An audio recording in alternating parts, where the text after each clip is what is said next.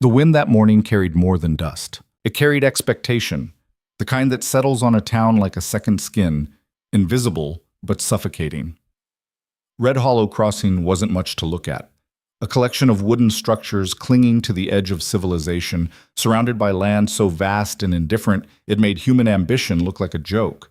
But the people here, they didn't see it that way. They saw opportunity. They saw order. They saw a world that could be controlled if you just followed the rules. And one of those rules was simple. A man with land needed a wife.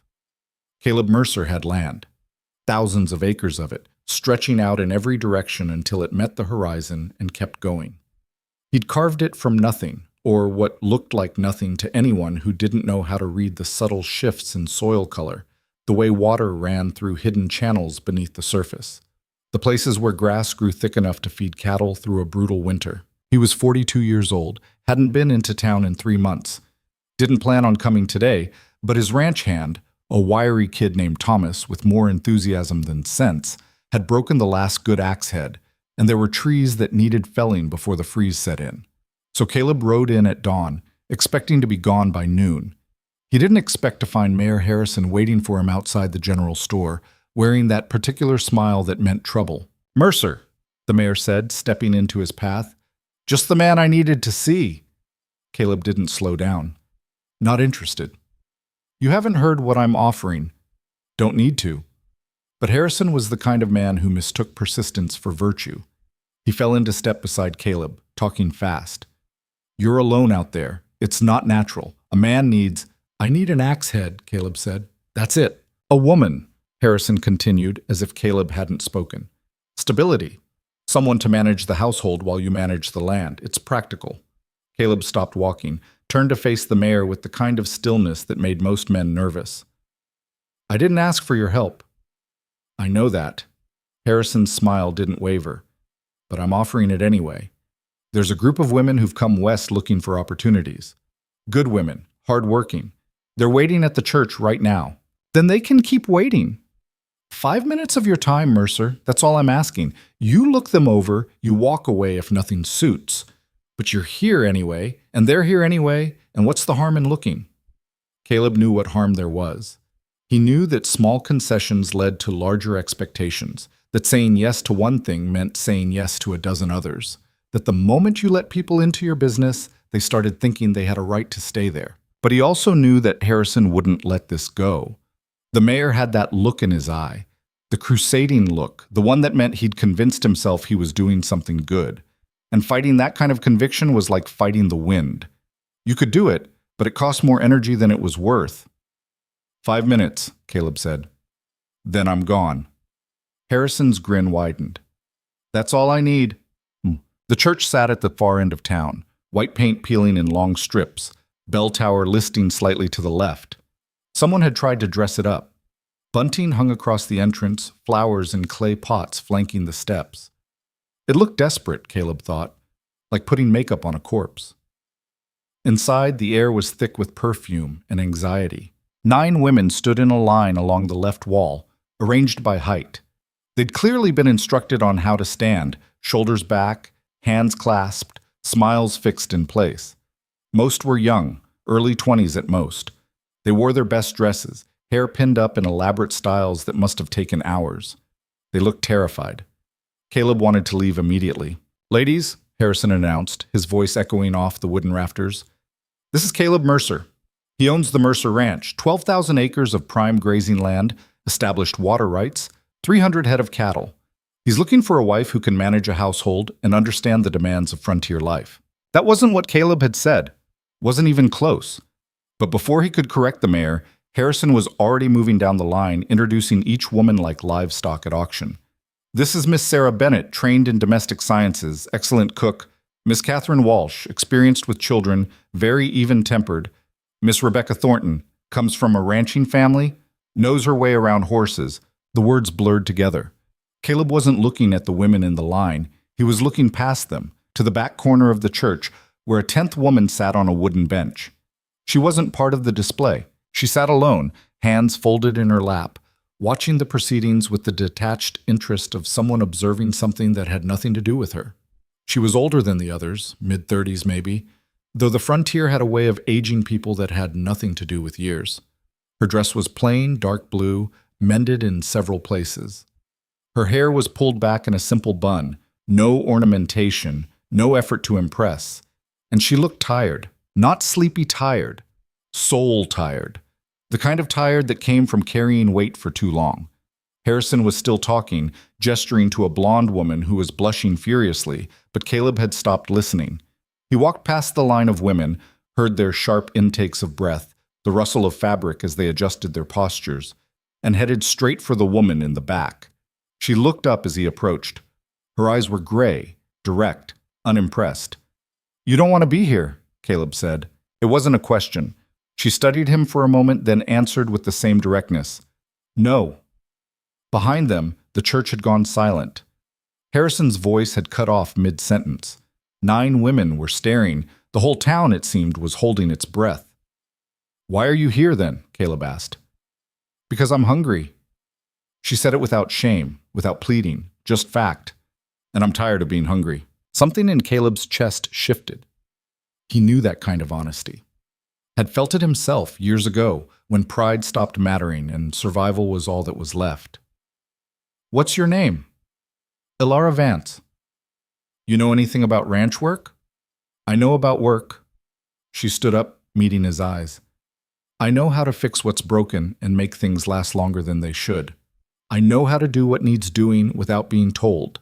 And I know how to stay out of the way when that's what's needed." It wasn't a sales pitch. It was a resume, delivered without embellishment or hope. Caleb nodded once, then turned to face the mayor and the line of women and the whole absurd performance that had been arranged without his permission. "I'll take this one," he said, gesturing to Ilara. The silence shattered. "Mr. Mercer," Harrison stammered, "perhaps you should, that is, these other ladies have been carefully selected based on, I've made my choice." "But she's not," Harrison caught himself, but not quickly enough. The implication hung in the air. "She's not suitable. She's not young enough. She's not pretty enough. She's not what we planned." Ilara's expression didn't change, but Caleb saw something flicker in her eyes. Not hurt. She was too hardened for that. Something closer to confirmation. "Yes, that's what they think. That's what everyone thinks." "She's what I want," Caleb said, and the finality in his voice ended the conversation. He looked at Ilara. "Get your things. We leave in 20 minutes. She nodded and walked toward the door, past the line of women who'd been rejected without even being considered, past the mayor who was struggling to hide his disappointment, past the gathering crowd of townspeople who'd come to witness what they thought would be a simple transaction. Caleb followed her out into the harsh morning light. Behind them, Red Hollow Crossing erupted in whispers. Ilara owned almost nothing. One canvas bag, faded and patched. 2 dresses besides the one she wore. A hairbrush with half its bristles missing. A small Bible she'd inherited from her mother, though she hadn't opened it in years. A tin cup. A folding knife. That was it. That was everything she had to show for 36 years of living. She was waiting outside the boarding house when Caleb brought the wagon around. He didn't help her load her bag. Didn't need to, given how little there was. She climbed up onto the seat beside him without waiting for assistance, settling in with the practiced efficiency of someone who'd learned not to expect courtesy. They rode out of town in silence. The landscape opened up around them, rolling plains broken by rocky outcroppings, distant mountains purple against the pale sky, grass rippling in waves beneath the wind. It was beautiful in a harsh way, Ilara thought. The kind of beauty that could kill you if you stopped respecting it. An hour passed before Caleb spoke. "You married before?" "Yes." "Widowed?" "Yes." Another mile of silence. "Kids?" "No." She paused, then added, "There was one. Died at birth. My husband went 2 years later. Pneumonia." Caleb nodded, absorbing this information without comment. Ilara appreciated that.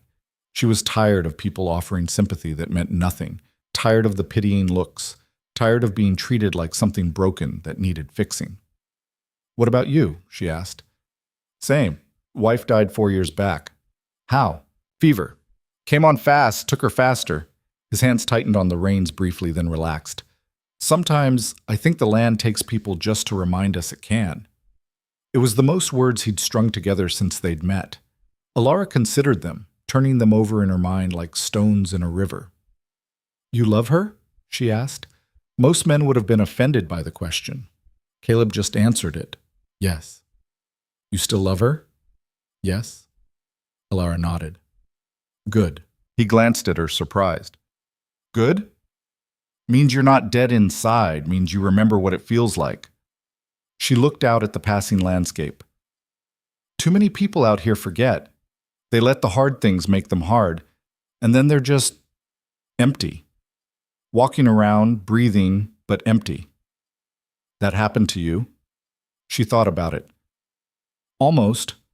Got close. Then I figured out that being empty was worse than hurting, so I chose to keep hurting." It was the most honest thing she'd said to anyone in years, maybe ever. Caleb didn't respond, but something in the set of his shoulders eased slightly, like he'd been testing her and she'd passed. They rode on. The ranch appeared slowly, emerging from the landscape like something that had always been there. A house, low and solid, built from wood and stone. A barn, larger than the house, in better repair. Corrals and outbuildings scattered across the property with the kind of organization that spoke of careful planning. In the distance, cattle grazed, dark shapes against the golden grass. It wasn't impressive, wasn't trying to be, but it was real, earned, built by someone who understood that survival meant doing things right, not doing things pretty. Caleb pulled the wagon to a stop in front of the house. "Barn's where the real work happens," he said. "House is just where you sleep between." Alara climbed down, studying the property with a critical eye. She could see places where things needed attention, a fence post listing to one side, shingles missing from the barn roof, the vegetable garden overrun with weeds.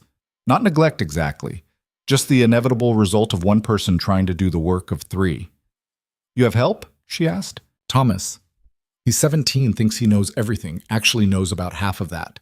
But he's strong and he listens when I explain something twice." Caleb grabbed her bag from the wagon bed. "He sleeps in the barn loft. You'll have the house." Alara turned to look at him. "And you?" "Barn loft." He said it like it was obvious.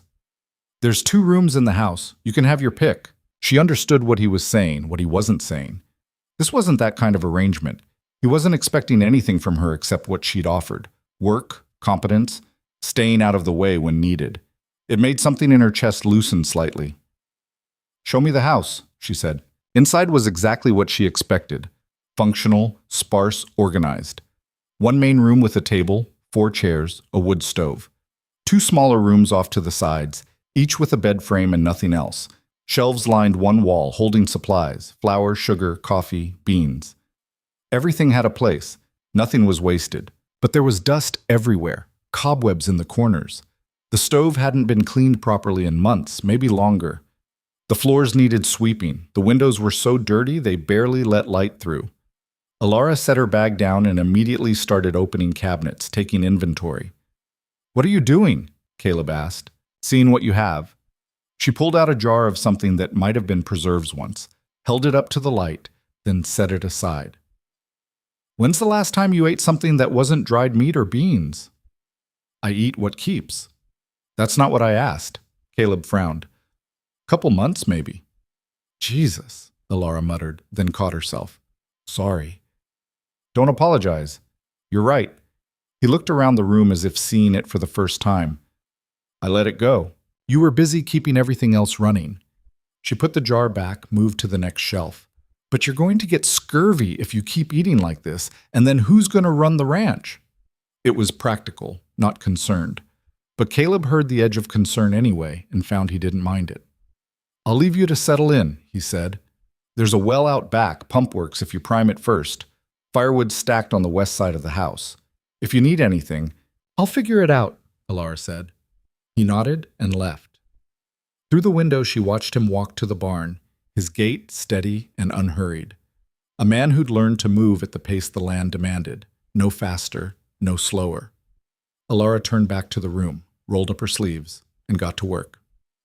By the time the sun set, the house had been transformed. Not completely. Some things would take days, weeks even. But the floors had been swept, The stove cleaned and re-seasoned, the windows washed until they actually let in light. Alara had found a set of ancient curtains in one of the rooms, shaken the dust out of them, and hung them back up. She'd sorted through the food supplies, discarding what was spoiled, organizing what remained. She'd even found a scraggly patch of herbs behind the house. Mint, rosemary, something that might have been thyme once, and cleared away the weeds choking them. Her back ached, her hands were raw. She was exhausted. She felt better than she had in months. There was something clarifying about physical work, she thought. It gave you problems you could solve, progress you could measure. Not like grief, which just sat inside you, shapeless and immovable. She was stirring a pot of beans, actual beans, soaked and cooked properly with some of the herbs thrown in, when the door opened and Caleb stepped inside. He stopped just over the threshold, looking around with an expression she couldn't quite read. "You didn't have to," he started. "I know." Alara didn't look up from the pot. "But I was here, and it needed doing, so I did it." Caleb closed the door behind him. "Smells good." "It's just beans." "Smells good anyway." She ladled out 2 bowls, set them on the table. They ate in silence, the kind of silence that wasn't awkward, just empty of necessary words. Halfway through the meal, a young man burst through the door, then stopped short when he saw Alara. "Oh," he said. Sorry. Didn't know. Caleb mentioned, I'm Thomas." "Alara." She went back to eating. Thomas looked at Caleb, who gestured to the pot on the stove.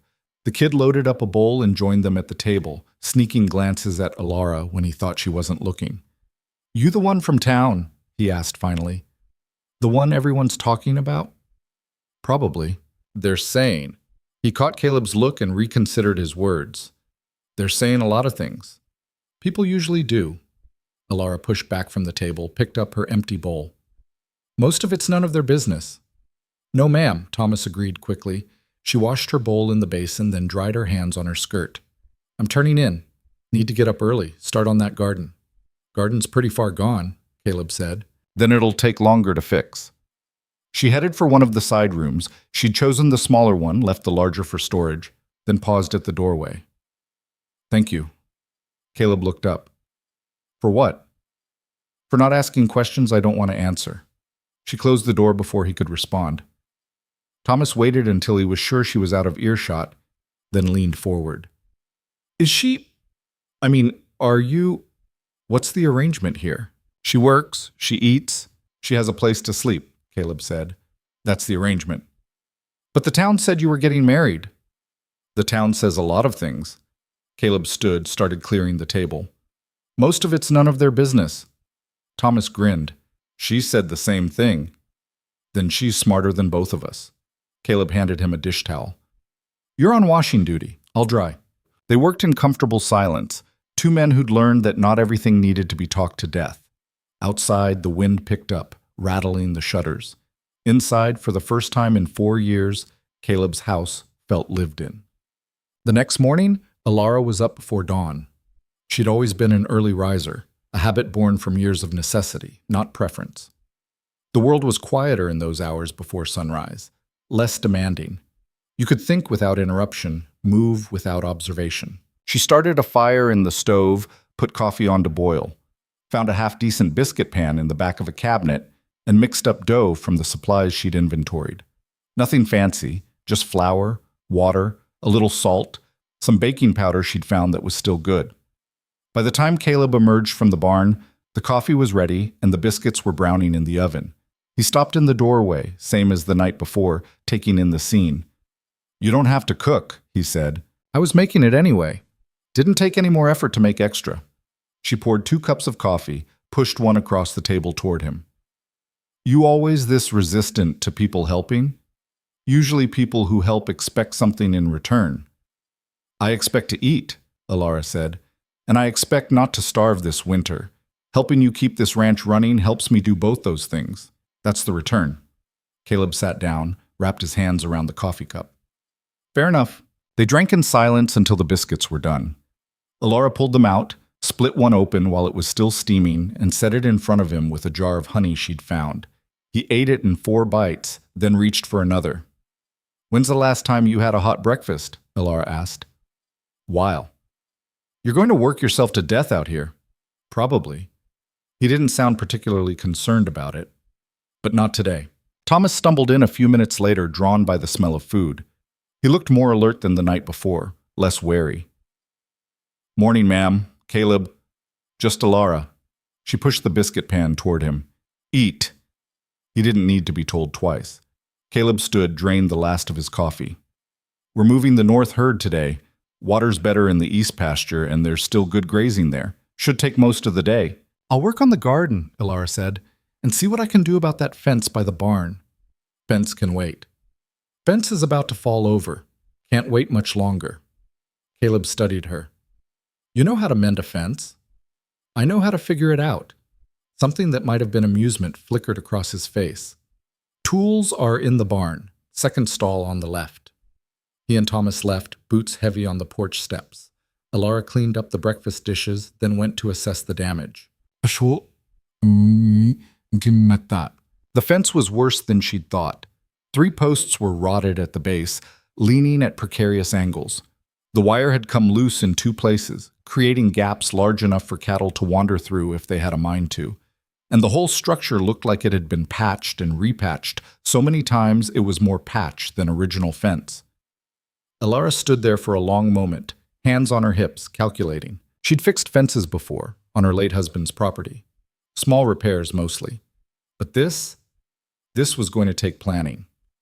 She found the tools in the barn where Caleb had said, a post hole digger, a hammer, wire cutters, a collection of nails and staples in various states of rust. She also found fresh-cut fence posts stacked in the corner, which meant Caleb had known the fence needed work and had started preparing for it, even if he hadn't gotten around to the actual repair. Alara dragged 3 posts out to the fence line, then started digging. The ground was harder than it looked, packed earth mixed with rocks, resistant to the digger. Her shoulders burned after the first hole. Her hands started blistering after the second. She kept going. By midday, she had 2 posts replaced and was working on the third when she heard hoofbeats. She looked up to see a woman on horseback approaching, early 50s, sharp-eyed, sitting her saddle like she'd been born there. You're the one, the woman said without preamble. The one what? The one Caleb picked. The woman dismounted, tied her horse to the fence, the part of the fence that wasn't falling down, and walked over. I'm Margaret Flynn. I own the property 3 miles south. Alara straightened, wiping sweat from her forehead. Alara Vance. I know. Margaret looked at the fence work, then at Alara's blistered hands. You know what you're doing? Trying to keep this fence from falling over. That's not what I asked. Alara met her eyes. No, I don't know exactly what I'm doing, but I'm doing it anyway because it needs doing. Margaret's mouth twitched. Might have been a smile. Fair answer. She grabbed the post hole digger. Hold the post steady. I'll tamp down the dirt. They worked together in silence for 20 minutes, replacing the final post and restringing the wire.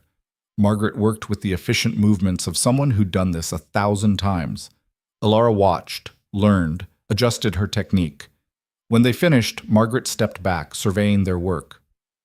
That'll hold, for a while anyway. Thank you. Don't thank me yet. Margaret fixed Alara with a look. You're going to have a hard time here. I've had a hard time everywhere.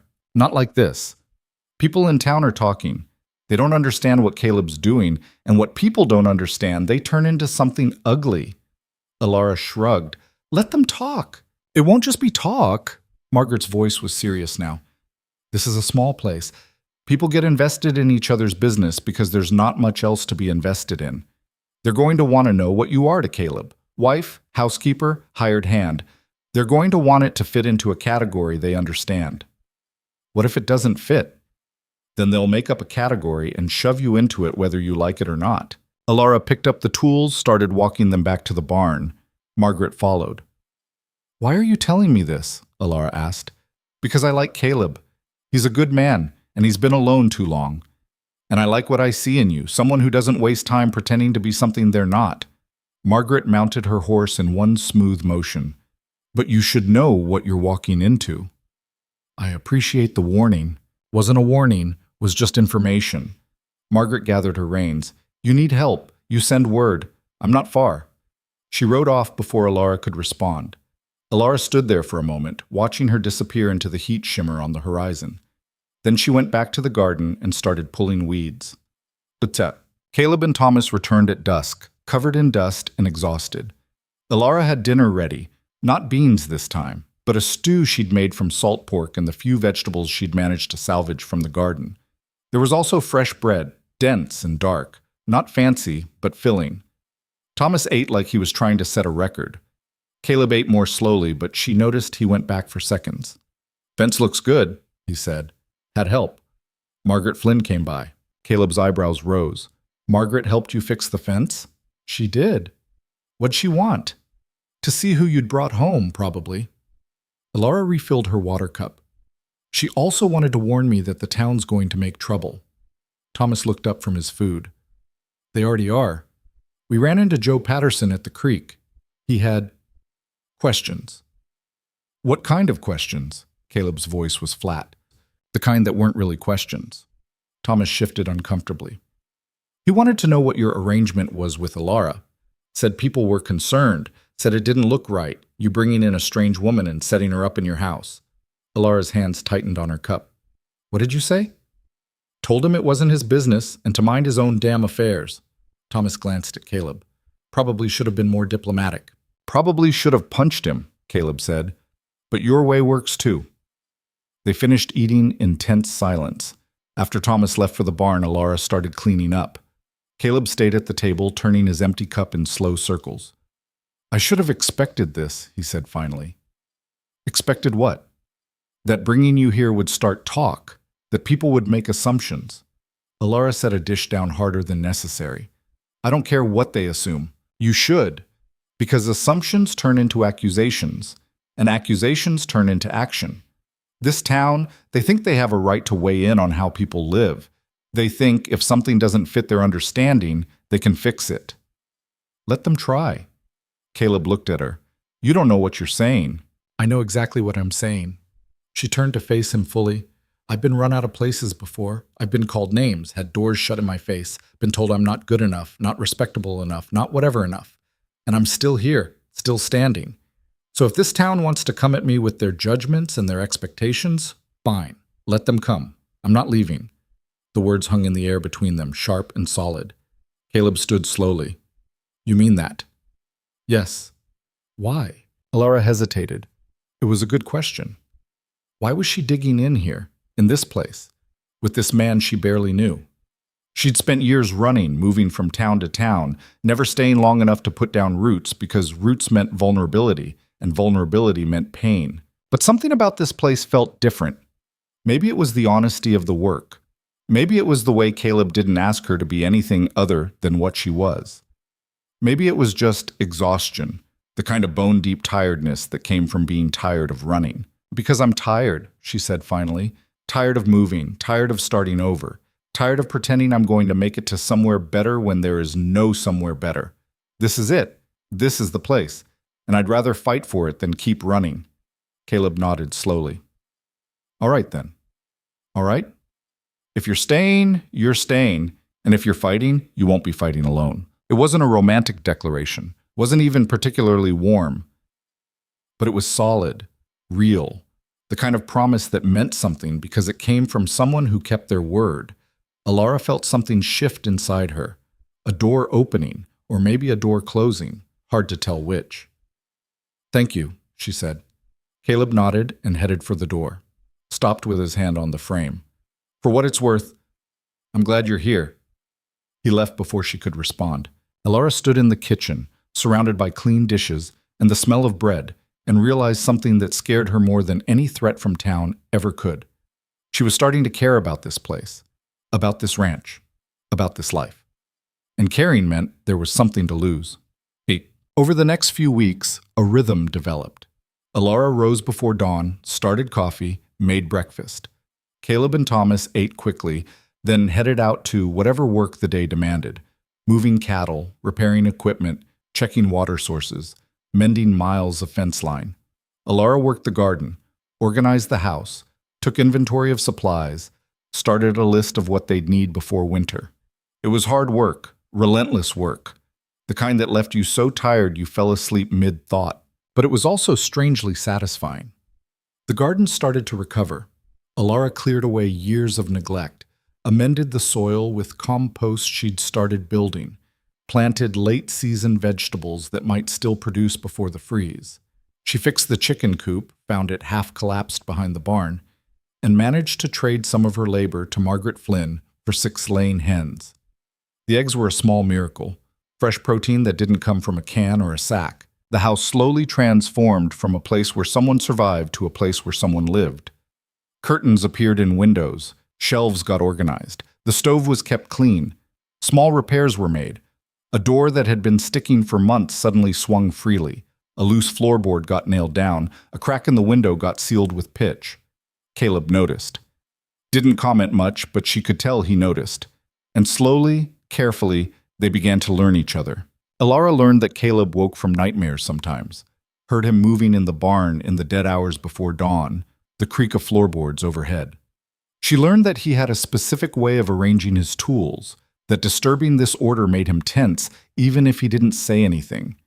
She learned that he could go days with barely speaking, then suddenly have opinions about everything from the best way to stack firewood to whether rain was coming. Caleb learned that Alara sang quietly to herself while working, hymns mostly, though she never sang loud enough for anyone to really hear. He learned that she couldn't abide waste, found her washing and reusing things most people would throw away, darning socks until there was more darn than sock. He learned that she had a temper she kept locked down tight, but sometimes it would flash through in a sharp word or a door closed harder than necessary. They had their first real argument 3 weeks in. It started with firewood. Caleb had a system for splitting logs, a specific rhythm, a specific way of stacking. Alara, trying to help, had reorganized the woodpile to make it more space efficient. He came around the corner of the house and stopped dead. "What did you do?" Alara looked up from the chicken coop. "Made it neater. It was fine how it was. It was taking up twice as much space as it needed to. It was stacked so it would dry properly." His voice was tight. "Air needs to circulate. You packed it too tight." "I left gaps. Not the right gaps." Alara straightened, wiping her hands on her apron. "Are we really going to fight about firewood? We're going to talk about you changing things without asking." "I was trying to help." "I didn't ask for that kind of help." The words landed harder than either of them intended. Alara felt her jaw tighten. "Fine. I'll put it back." "That's not—" Caleb stopped, clearly frustrated. "I'm not trying to— No, I get it. It's your ranch, your rules, your systems. I'm just the person who showed up and started messing with everything." She was angrier than the situation warranted, and she knew it, but couldn't seem to stop. "I'll stay in my lane." She walked into the house and shut the door. Not slammed it, but definitely shut it with prejudice. Caleb stood there for a long moment, staring at the woodpile, feeling stupid and angry and not entirely sure why. Thomas appeared from the barn. "What happened?" "I'm an idiot." "Yeah, but specifically?" Caleb explained about the woodpile. Thomas listened, then started restacking the wood back the way Caleb liked it. "She was just trying to help," Thomas said. "I know that." "So why'd you bite her head off?" "I didn't—" Caleb stopped. "Did I?" Thomas gave him a look. "Little bit, yeah." Caleb swore quietly. "I don't know how to do this." "Do what?" "Have someone else here. Someone who helps. Someone who cares." He picked up a log, put it down again. "When Sarah was alive, we built everything together. We decided together. After she died, it was just me. I didn't have to explain anything, didn't have to compromise, didn't have to consider anyone else. And now you've got someone who's trying to make your life easier, and you're mad about it because it means things are changing." Thomas started on another row of wood. "That about sum it up?" "When did you get so smart?" "Been watching you mess up relationships since I got here. Learned a lot about what not to do." Caleb snorted, then sobered. "I should apologize." "Probably." "I don't know what to say." "I'm sorry usually works." Caleb headed for the house, then stopped. "How do you know this stuff? You're 17. Thomas grinned. Listen, you should try it sometime. Us." Alara was aggressively scrubbing an already clean pot when Caleb came in. She didn't look up. "Your woodpile's being fixed." "I didn't want it fixed. I wanted to apologize. That made her pause. She set the pot down, turned to face him.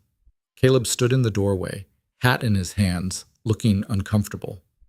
I was wrong. You were trying to help, and I made it into something it wasn't. You were protecting your system, Elara said, but her voice was softer now. I get it. It's not about the system. He stepped further into the room. It's about control. When Sarah died, everything fell apart. And the only way I could keep going was to control every single thing I could control. Where things went, how they were done, when they happened. It became necessary. And having someone else here, someone changing things, even for the better, it makes me feel like I'm losing that control again. It was the most honest thing he'd said to her. Maybe the most honest thing he'd said to anyone in 4 years. Elara nodded slowly. I understand that. More than you know. She dried her hands on her apron. But you can't live like that forever. Eventually you have to let go of something, or you'll strangle everything good that tries to grow. I know. He met her eyes. I'm trying. I'm just not very good at it. None of us are good at the hard things. We just do them anyway. A beat of silence. The woodpile, Caleb said. Leave it how you stacked it. It won't dry, right? Then we'll restack it in a month when it's had time to settle. But for now, leave it. Because you were right, it does take up less space, and I need to practice letting go. Elara felt something warm unfurl in her chest. Not love. Too soon for that. Too complicated for that. But something close. Trust, maybe. Or the beginning of it. Okay, she said. They stood there for a moment, the kitchen warm and quiet around them. Then Caleb nodded and headed back outside. Elara returned to her pot, but she was smiling now. Sunday came, and with it, the expectation of church. Caleb hadn't been to town since the day he'd chosen Elara. Hadn't planned on going any time soon. But Thomas mentioned, casually, too casually, that supplies were running low and they needed nails and maybe some extra salt for preserving, which meant a trip to Red Hollow Crossing, which meant facing the town. I'll stay here, Elara said immediately. You don't have to hide. I'm not hiding. I'm being practical. You need to get supplies, not get ambushed with questions about me. They'll ask questions whether you're there or not. Then let them ask them to your face while I'm not there to complicate things. Caleb considered this. You sure? I'm sure. She was already making a list of things they needed. Besides, I've got work here. Garden won't weed itself. So Caleb and Thomas went to town alone. The moment they arrived, it was clear that Margaret's warning had been accurate. People stared. Conversation stopped when Caleb walked by, then resumed in urgent whispers behind him.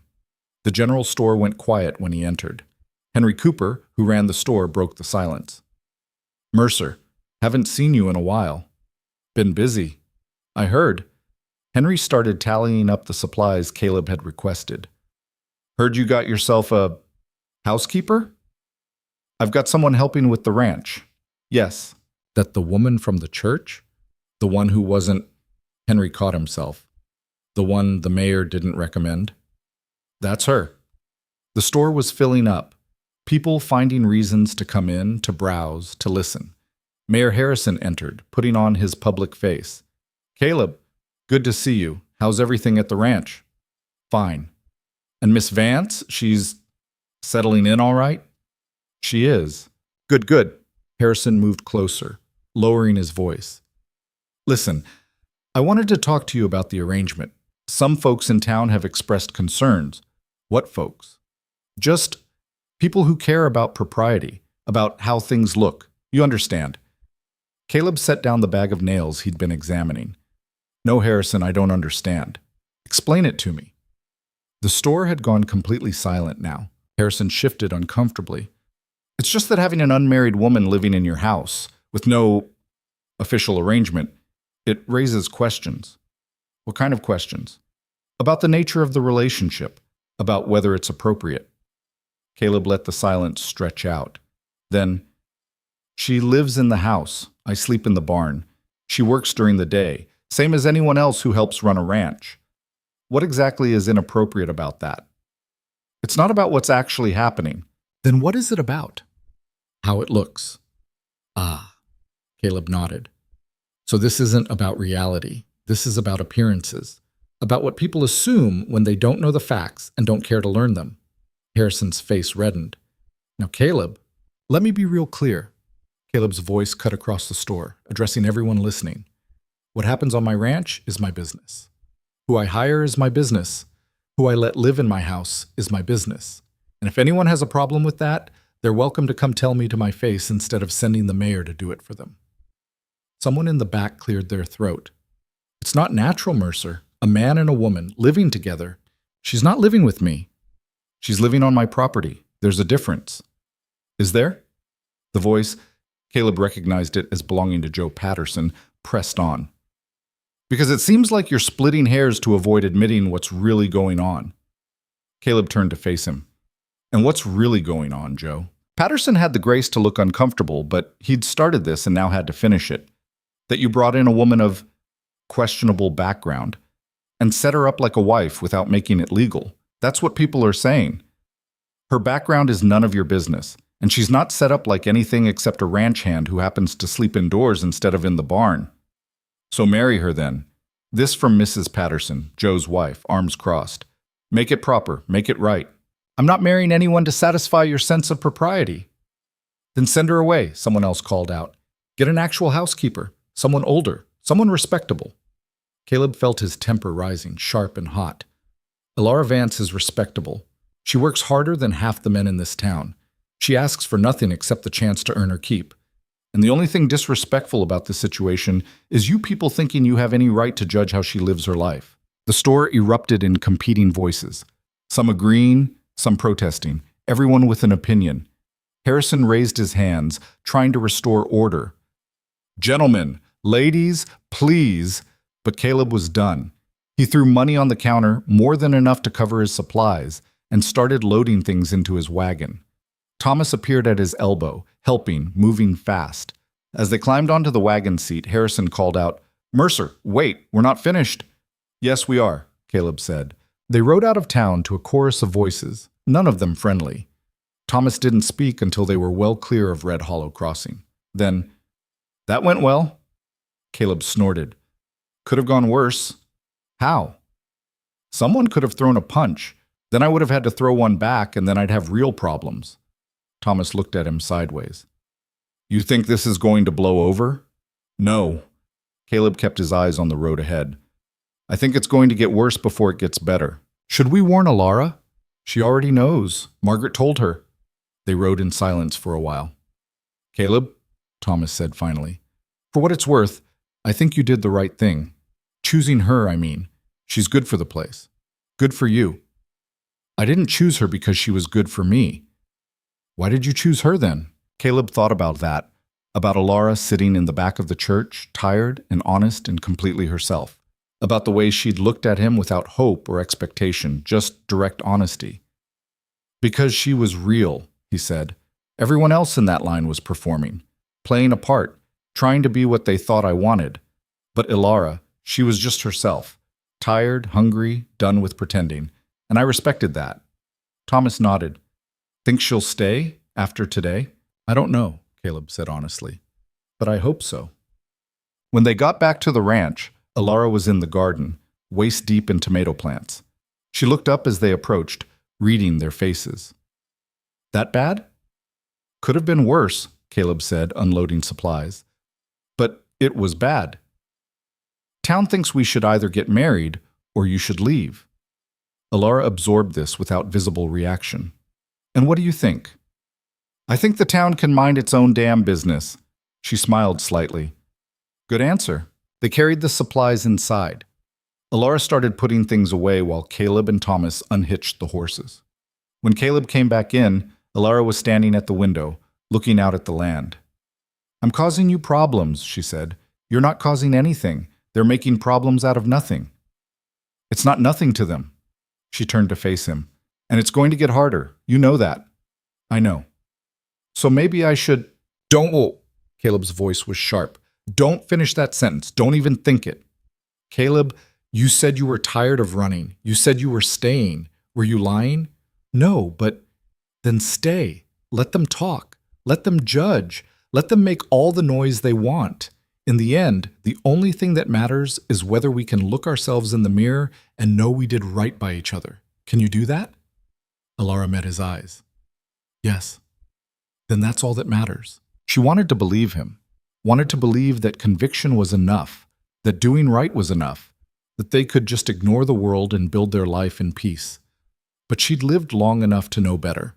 The world didn't leave you alone just because you wanted it to. It demanded answers, demanded conformity, demanded that you fit into boxes it understood. And when you refused, it found ways to make you regret it. Still, looking at Caleb's face, stubborn, determined, honest, she felt something she hadn't felt in years. Hope. Fragile, dangerous hope. All right, she said, I'll stay. And meant it. For now. That hope lasted exactly 4 days. On the 5th day, someone killed 3 of Alara's chickens and left them in a row on the porch steps. She found them at dawn, necks wrung, arranged with deliberate precision. Not the work of a fox or coyote. This was human cruelty, calculated and cold. Alara stood there for a long moment, coffee cup still in her hand, staring at the small bodies. She'd raised those birds from near death, coaxed them back to health, collected their eggs every morning with something close to pride. Now they were a message. She heard boots on the porch behind her. Caleb emerged from the barn, stopped when he saw what she was looking at. When? He asked. Sometime in the night. Her voice was steady, but her knuckles were white around the cup. I checked on them before bed. They were fine. Caleb crouched down, examining the scene with the practiced eye of someone who'd seen violence before. Professional job, quick. Whoever did this knew what they were doing. Someone from town. Probably. Alara set down her coffee cup carefully, like if she moved too fast, something inside her might break. This is just the beginning, isn't it? Caleb straightened. Yes. She appreciated that he didn't lie to her, didn't try to soften it, just gave her the truth straight. What do we do? She asked. We bury the chickens, we reinforce the coop, we keep going. That's it? What else is there? He met her eyes. We could ride into town, demand answers, make accusations, but we don't have proof, and even if we did, what would it change? They'd deny it, or defend it, or tell us we brought it on ourselves. Alara knew he was right. Still, the injustice of it burned in her chest. They buried the chickens behind the barn, near a scraggly cottonwood tree that provided the only shade for miles. Alara didn't say any words over them. She wasn't the praying type, but she stood there for a moment anyway, silent and furious. Thomas found them there, took one look at their faces, and understood. What happened? Someone sent a message, Caleb said. We're sending one back. How? By not leaving. Over breakfast, eaten in tense silence, they made plans. The chicken coop would be moved closer to the house where they could hear if anything approached. They'd start taking turns on watch through the night. The barn doors would be secured with better locks. Every tool, every piece of equipment, every animal would be accounted for at the end of each day. They were preparing for siege. Margaret Flynn rode up around mid-morning, spotted them reinforcing the coop, and didn't need to ask why. Heard about your chickens, she said, dismounting. Word travels fast, Alara said. Always does. Margaret grabbed a hammer without being asked, started helping. You know who did it? No proof. But suspicions. Plenty of those. They worked in silence for a while, the rhythm of hammers and nails creating a kind of meditation. Finally, Margaret said, This is going to get worse. So everyone keeps telling me, Alara said. I'm not trying to scare you, I'm trying to prepare you. Margaret positioned another board. The town's divided right now. Half think Caleb's got a right to live how he wants. The other half think you're corrupting him, or using him, or some other nonsense they've invented to explain something they don't understand. Which half are you in? Margaret smiled grimly. I'm in the mind-your-own-business half, but we're outnumbered. Caleb appeared around the corner of the coop carrying more wire. How bad is it really? Pastor Williams did a sermon Sunday about the dangers of improper arrangements. Margaret took the wire, started unrolling it. Didn't mention you by name, but everyone knew who he meant. Got some folks riled up about moral decay and the corruption of decent society. Because a woman's living on my ranch. Because a woman's living on your ranch and you're not married to her. They can't fit it into their understanding of how things should work. So they've decided it must be wrong. Alara felt her temper spike. My husband died 3 years ago. I've been surviving on my own ever since, moving from town to town, taking whatever work I could find. Half the time that work was cleaning houses for the same people who wouldn't speak to me on the street. And now, because I've found a place where I can work honestly and eat regularly, I'm somehow a moral threat? I'm not defending them, Margaret said quietly. I'm warning you. Warnings received. Alara drove a nail in harder than necessary. What are they going to do? Kill more chickens? Burn the barn? Run me out of town on a rail? Yes, Margaret said bluntly. Any of those things. All of those things. Depends on how worked up they get. The three of them stood there, the harsh truth settling over them like dust. There's a simple solution, Margaret said. Get married, make it legal, take away their ammunition. Caleb and Alara spoke simultaneously. No, Margaret looked between them. Why not? Because I won't be forced into something just to satisfy other people's sense of propriety, Caleb said. And I won't be married off like a problem that needs solving, Alara added. So you'd rather fight the whole town? If that's what it takes, Caleb said. Margaret shook her head, but there was something like respect in her eyes. You're both stubborn as mules. It's going to get you killed, but I respect it. She finished securing the last section of wire, stepped back to survey their work. The coop was now basically a fortress. Reinforced walls, double-locked door, wire mesh over every opening. That should keep the chickens safe, Margaret said. Now what about you two? We can take care of ourselves, Alara said. Can you? Margaret mounted her horse. Because from where I'm sitting, you're two people against a town. Those aren't good odds. She rode off before either of them could respond. Alara and Caleb stood there in the noon heat, surrounded by the evidence of their stubbornness. She's right, Alara said finally. The odds aren't good. No, Caleb agreed. They're not. So why are we doing this? He thought about it. Because the alternative is worse. What's the alternative? Living according to other people's rules, letting them dictate how we exist. He looked at her directly. I did that once. Tried to be what everyone expected. It didn't make me happy, and it didn't make them leave me alone. So I stopped trying, and I'm not starting again. Alara understood that, had lived it herself, in different ways. All right, she said. Then we stand our ground.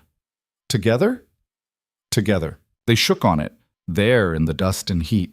Two people who barely knew each other making a pact against the world. It felt both ridiculous and inevitable. The attacks continued. 2 days later, someone cut a section of fence on the north pasture. Took Caleb and Thomas half a day to find where 30 head of cattle had wandered off, another full day to round them up and repair the damage. The day after that, Alara's garden was trampled. Not by animals, the footprints were clearly human, boots walking methodically through every row, crushing plants that had just started to recover from years of neglect. She stood in the ruins of her work, hands clenched at her sides, breathing hard through her nose. Caleb found her there. Didn't say anything, just stood beside her. I'm so tired, Alara said, and her voice cracked on the words. Tired of fighting, tired of defending my right to exist. Tired of people thinking they can destroy what I build just because they don't approve of how I live. I know. Do you? She turned to face him, and there were tears on her face now, angry tears. Because you've lived here for years. This is your land, your reputation, your life. But me? I'm nobody. I've got nothing. And they know it. They know they can break me, and there won't be consequences because nobody cares what happens to someone like me. Caleb let her finish. Then he said, You're wrong about one thing. What's that? You're not nobody. Not anymore. He gestured at the ranch spread out around them. You're part of this place now. You've put your work into it, your sweat, your effort. That makes you somebody. That makes you matter. Not to them. To me. The words hung between them, heavy with meaning neither of them was quite ready to examine. Alara wiped her face roughly. I'm replanting the garden. It's late in the season. I don't care. They destroyed it once. I'm going to make it grow back twice as strong. She was already moving, assessing what could be salvaged. And I'm going to put up a fence around it, not to keep animals out, to make them have to work harder next time they want to destroy it. Caleb felt something shift in his chest. This woman, who'd shown up broken and exhausted, was choosing to fight. Not because she had to, because she refused to be beaten. "I'll help," he said. They spent the rest of the day rebuilding. Thomas joined them when he finished his other work, and the three of them worked until dark, salvaging what they could and planning for what came next. That night, Alara made dinner from the vegetables they'd managed to save, a thin soup, mostly water and hope, but hot and filling. They ate together at the table, exhausted and dirty, and united in their stubbornness. "We should talk about what happens when this escalates," Thomas said. "When, not if," Alara noted. "When," Thomas confirmed. "Because it will. They're testing you right now, seeing how much you'll take. Eventually someone's going to do something worse than kill chickens or trample gardens." Caleb set down his spoon. "What are you suggesting?" "I'm suggesting we have a plan. For if they come here. For if they try to force Alara out." Thomas looked uncomfortable but determined. "I'm 17, and I'm not much in a fight, but I can shoot. And I will, if it comes to that." "It won't come to that," Caleb said. "You don't know that." "No," Caleb admitted. "I don't." They sat in silence, contemplating violence none of them wanted, but all of them knew might be necessary. "There's another option," Alara said quietly. "I could go to the mayor, try to negotiate, explain that we're not doing anything wrong, that this arrangement is purely practical." "They won't listen," Caleb said. "Maybe not, but at least I'll have tried." She met his eyes. "I need to feel like I did everything I could before this turns into something we can't take back." Caleb didn't like it. Every instinct told him that going to town, exposing herself to their judgment again, was dangerous. But he also understood the need to try, to know you'd exhausted every option before resorting to conflict. "I'm coming with you," he said. "That'll make it worse. I don't care. You're not facing them alone." Alara wanted to argue, but the truth was she didn't want to face them alone. The thought of walking back into Red Hollow Crossing, into that church where she'd been lined up like cattle, made her stomach turn. "All right," she said. "Tomorrow, then." They finished their meal in tense silence, each lost in their own thoughts about what the next day might bring. That night, Alara couldn't sleep. She lay in her narrow bed, listening to the wind rattle the shutters, thinking about all the ways this could go wrong. Around midnight, she gave up and went to sit on the porch. She wasn't alone. Caleb was there, sitting on the top step, rifle across his knees. "Couldn't sleep either?" she asked. "Haven't slept properly in 4 years." He shifted to make room for her. Got used to it. She sat beside him, close enough that their shoulders almost touched. The night was cold, stars scattered across the sky like broken glass. "Tell me about her," Alara said. "Your wife." Caleb was quiet for so long she thought he wasn't going to answer. Then, "Sarah was practical. That's what I remember most. Not romantic, not flowery, just practical. She saw what needed doing and she did it." He paused. "She was strong, not in the loud way, in the quiet way, the way that keeps going when everything else falls apart." "Sounds like someone I'd like." "You would have." A ghost of a smile. "She wouldn't have stood for any of this nonsense from town. She'd have marched right up to the mayor and told him exactly where to shove his opinions." Alara laughed softly. "I think I would have liked her very much." "She died angry," Caleb said suddenly. "The fever. She knew what was happening, knew she wasn't going to make it. And she was furious, kept saying it wasn't fair, wasn't time. There was too much work left to do." His voice went rough. "I told her it was all right, that I'd manage. And she said, 'You're a terrible liar, Caleb Mercer.'" "She was right?" "She was right." He looked down at the rifle in his hands. "I didn't manage. Not really. I survived. Kept the ranch running. But I didn't live. Just went through the motions. Until, he met her eyes. Until you showed up and started fixing things." Alara felt her breath catch. "I just reorganized your pantry." "You did more than that. You made this place feel like a home again, instead of just a structure where I waited out the days." The honesty of it cut through all her defenses.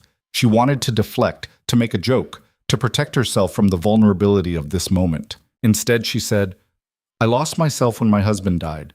Not because I loved him so much, though I did, but because I didn't know who I was without him. We'd gotten married so young, and he'd had such clear ideas about how things should be, and I'd just followed along.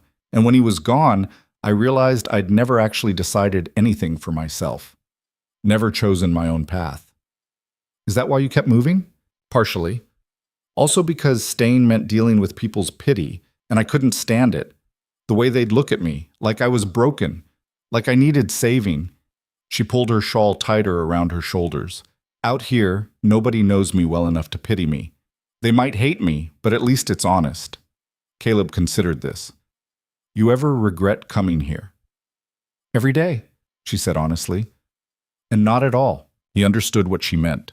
The contradiction of it, the way something could be both the hardest choice and the right one. They sat in comfortable silence until the sky started to lighten in the east. Then Caleb stood, offered her a hand up. We should get ready, he said. Town's not going to get any easier to face. Alara took his hand, let him pull her to her feet. His grip was warm, calloused, solid. Whatever happens today, she said, thank you for standing with me. Where else would I stand? They went inside to prepare for battle. The ride to Red Hollow Crossing felt longer than it was. Caleb drove the wagon, Alara beside him, both of them dressed in their cleanest clothes. Not to impress anyone, just to show they weren't beaten, weren't ashamed. The town looked the same as always. Dusty streets, weathered buildings, people going about their business with the determined efficiency of those who'd learned survival didn't wait for convenience. But the moment Caleb and Alara appeared, everything changed. Conversation stopped. People stared. A woman pulled her daughter closer, as if Alara's mere presence might contaminate the child. Caleb felt his jaw tighten. Alara kept her eyes straight ahead, refusing to give them the satisfaction of seeing her flinch. They found Mayor Harrison at his office, a small room above the general store that smelled of cigars and old paper. He looked up when they entered, surprise flickering across his face before he smoothed it into professional courtesy. Mercer, Miss Vance, I wasn't expecting you. We need to talk, Caleb said. Harrison gestured to the chairs across from his desk. Please sit. They sat. Alara folded her hands in her lap, the picture of composure. Only Caleb, sitting close enough to notice, could see the tension in her shoulders. What can I do for you? Harrison asked. You can call off your dogs, Caleb said bluntly. The harassment stops. Now. Harrison's eyebrows rose. I'm not sure what you're referring to. Don't. Caleb's voice was flat. Don't insult us by pretending you don't know. Someone killed Alara's chickens. Someone cut my fence and scattered my cattle. Someone trampled her garden. These aren't accidents. These are messages. And you think I'm responsible? I think you stirred up the town with your moral outrage. And now people feel justified in taking action. Whether you ordered it or not, you enabled it. Harrison leaned back in his chair, studying them. You know what would solve all of this? A simple marriage license. Make it legal, make it proper, and all the questions go away. We're not getting married to satisfy your town's sense of propriety, Alara said, speaking for the first time. Her voice was calm, clear. We have a working arrangement. I help run the ranch in exchange for room and board, that's all. That's what you say. That's what it is. She met his eyes steadily. And if that makes people uncomfortable, that's their problem, not ours. Harrison shook his head. You don't understand how things work here, Miss Vance. This is a small community. We depend on each other. We look out for each other, and part of that means maintaining standards. When someone comes in and disrupts those standards, I disrupted nothing. I'm living quietly, working hard, bothering no one. Her composure was starting to crack, heat seeping into her words. But because I don't fit into your neat little categories, because my life doesn't match your expectations, I'm a threat? That says more about your standards than it does about me. It says that we value appearances over truth, conformity over compassion, control over freedom. Alara stood abruptly. I came here hoping to find some common ground, some way to coexist peacefully. But I see now that was naive. You've already decided who I am, what I represent, and nothing I say will change that. She walked to the door, then turned back. When someone burns down Caleb's barn, or worse, I want you to remember this conversation. I want you to remember that we came here peacefully, asked for nothing except to be left alone, and you chose conflict instead. She left before Harrison could respond. Caleb stood more slowly. She's right about one thing. When this escalates, and it will, the blood's on your hands. Not because you pulled the trigger, but because you loaded the gun and pointed it at us. He followed Alara out, leaving Harrison alone with his convictions. Outside, Alara was standing beside the wagon, breathing hard, hands shaking with suppressed rage. "That went well," she said bitterly. "About as well as expected. I shouldn't have lost my temper. You said what needed saying." Caleb climbed onto the wagon seat. "And you're right. He's already decided. They all have." Alara pulled herself up beside him, and they started out of town. They made it 3 blocks before the confrontation. Pastor Williams stepped into the street, blocking their path. Behind him, a group of men, maybe 8 or 9, formed a loose semicircle. Caleb pulled the wagon to a stop. "Mercer," Williams said. His voice carried that particular tone of moral authority that some religious men cultivated like a weapon. "We need to talk." "We just talked to the mayor. I'm done talking." "I'm not." Williams moved closer. "You're putting this whole community at risk with your behavior. You're setting an example that undermines everything we're trying to build here. I'm running a ranch and minding my own business. You're living in sin with a woman you're not married to. She lives in my house. I sleep in the barn. There's no sin happening. The appearance is enough." William's face was flushed now, righteousness burning in his eyes. "Perception matters, Mercer. When people see you living this way, when they see her—" He gestured at Alara like she was an object, being treated like a wife without the sanctity of marriage. "It corrupts the moral foundation of our community." Alara had heard enough. "I'm sitting right here, Pastor. You can address me directly instead of talking about me like I'm not present." Williams turned to her, and his expression was pure disdain. "You should be ashamed of yourself, coming here, seducing a grieving man, taking advantage of his loneliness. I'm doing no such thing. You're living off his charity while providing nothing of value. I work harder than half the men in this town." "You work at corrupting a good man." Williams' voice rose. "You're a temptation, a moral hazard, and you need to leave before you drag him down with you." The men behind him murmured agreement. Caleb's voice, when it came, was deadly quiet. "Watch your mouth, Pastor." "Or what? You'll strike a man of the cloth? That'll really help your reputation." "I don't give a damn about my reputation, but I do care about you slandering a woman who's done nothing except try to survive in a world that's done everything possible to break her." "Survival doesn't excuse..." "Doesn't excuse what? Working, contributing, being honest about her situation?"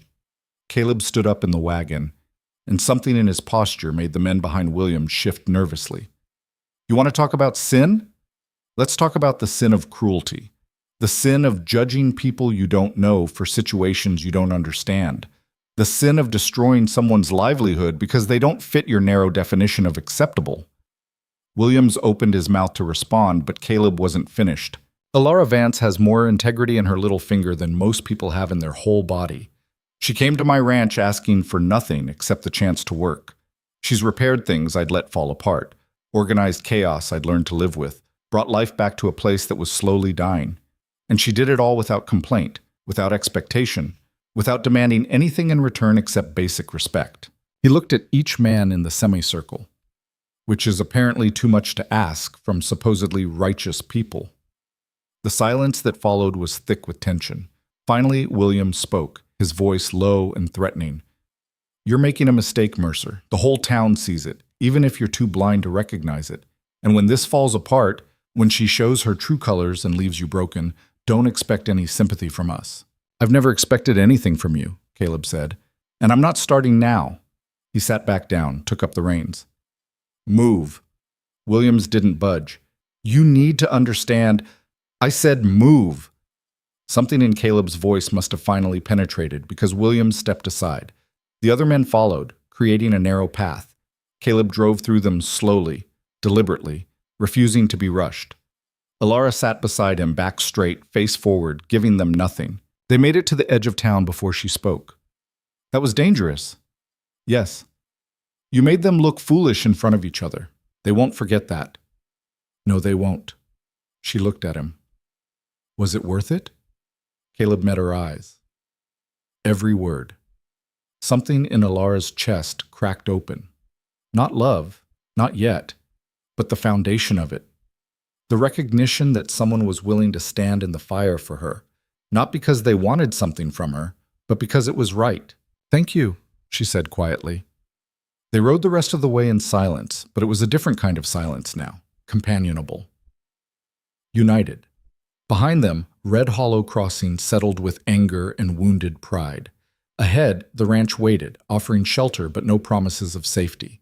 Between those 2 points, Alara and Caleb rode together, two people who'd found something rare in each other, someone who refused to pretend. Whatever came next, they'd face it the same way. Together. The confrontation in town changed something fundamental. Not between Alara and Caleb. If anything, it solidified whatever was forming between them. But it changed how the ranch felt, how the silence felt. Before, the quiet had been peaceful. Now it felt like the held breath before a storm. They increased the watch rotation that night. Caleb took first shift, rifle loaded and ready across his lap. Thomas took second. Alara insisted on third, despite both men's protests. "I can shoot," she said. "My father taught me before he died, and I'm not going to sleep while you two exhaust yourselves protecting me." So she sat on the porch in the cold hours before dawn, wrapped in a blanket, Caleb's rifle heavy in her hands, watching the darkness for movement that never came. But the absence of attack didn't mean safety. It meant waiting. 3 days passed, then 5, then a week. The tension stretched thinner with each quiet day, pulled taut like wire ready to snap. Thomas noticed it first. "They're planning something." "You don't know that," Caleb said, but his tone suggested he thought the same thing. "I do, though, because silence isn't their style. When they're angry, they act. This quiet? This is them organizing." Alara was mending a shirt, one of Caleb's, torn on a fence post, and her needle paused mid-stitch.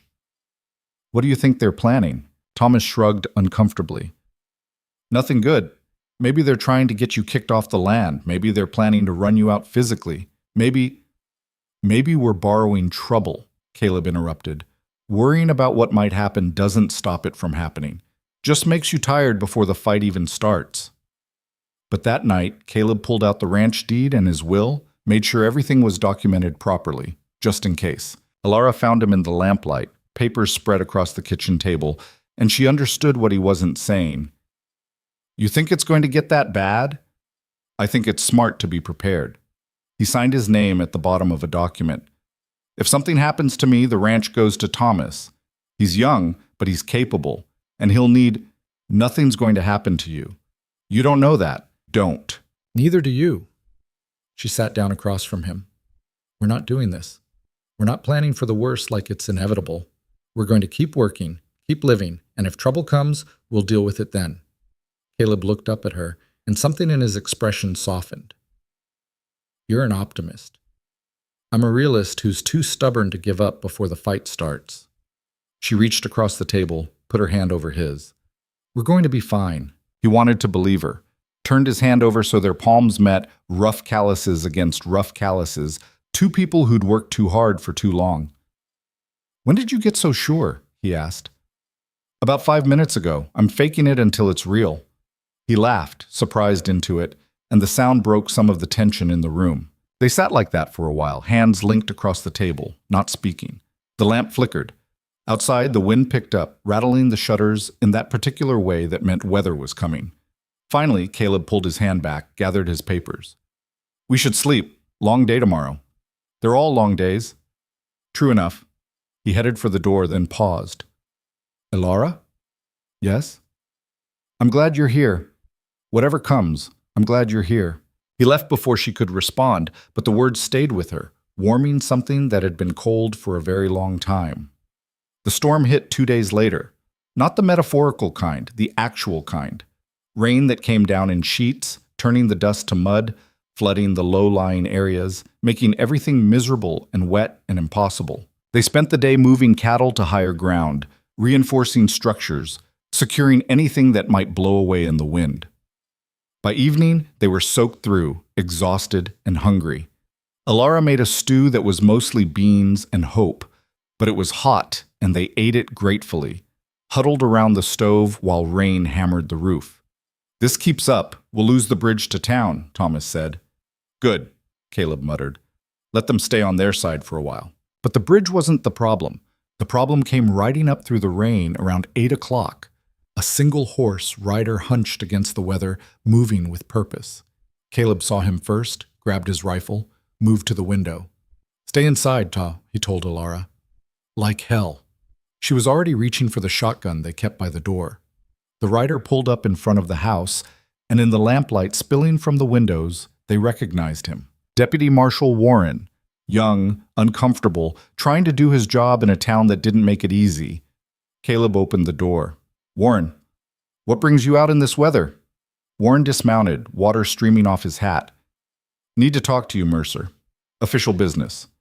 "Come inside then. No point drowning while you deliver bad news." Warren hesitated, glancing at Alara. "Maybe this should be private. Anything you have to say, you can say in front of her." The deputy came in, dripping water on the clean floor Alara had scrubbed that morning. She bit back her irritation and handed him a towel. "Thanks, ma'am." He dried his face, then turned to Caleb. "There's been a complaint filed, official complaint, with the territorial judge." Caleb's jaw tightened. "What kind of complaint?"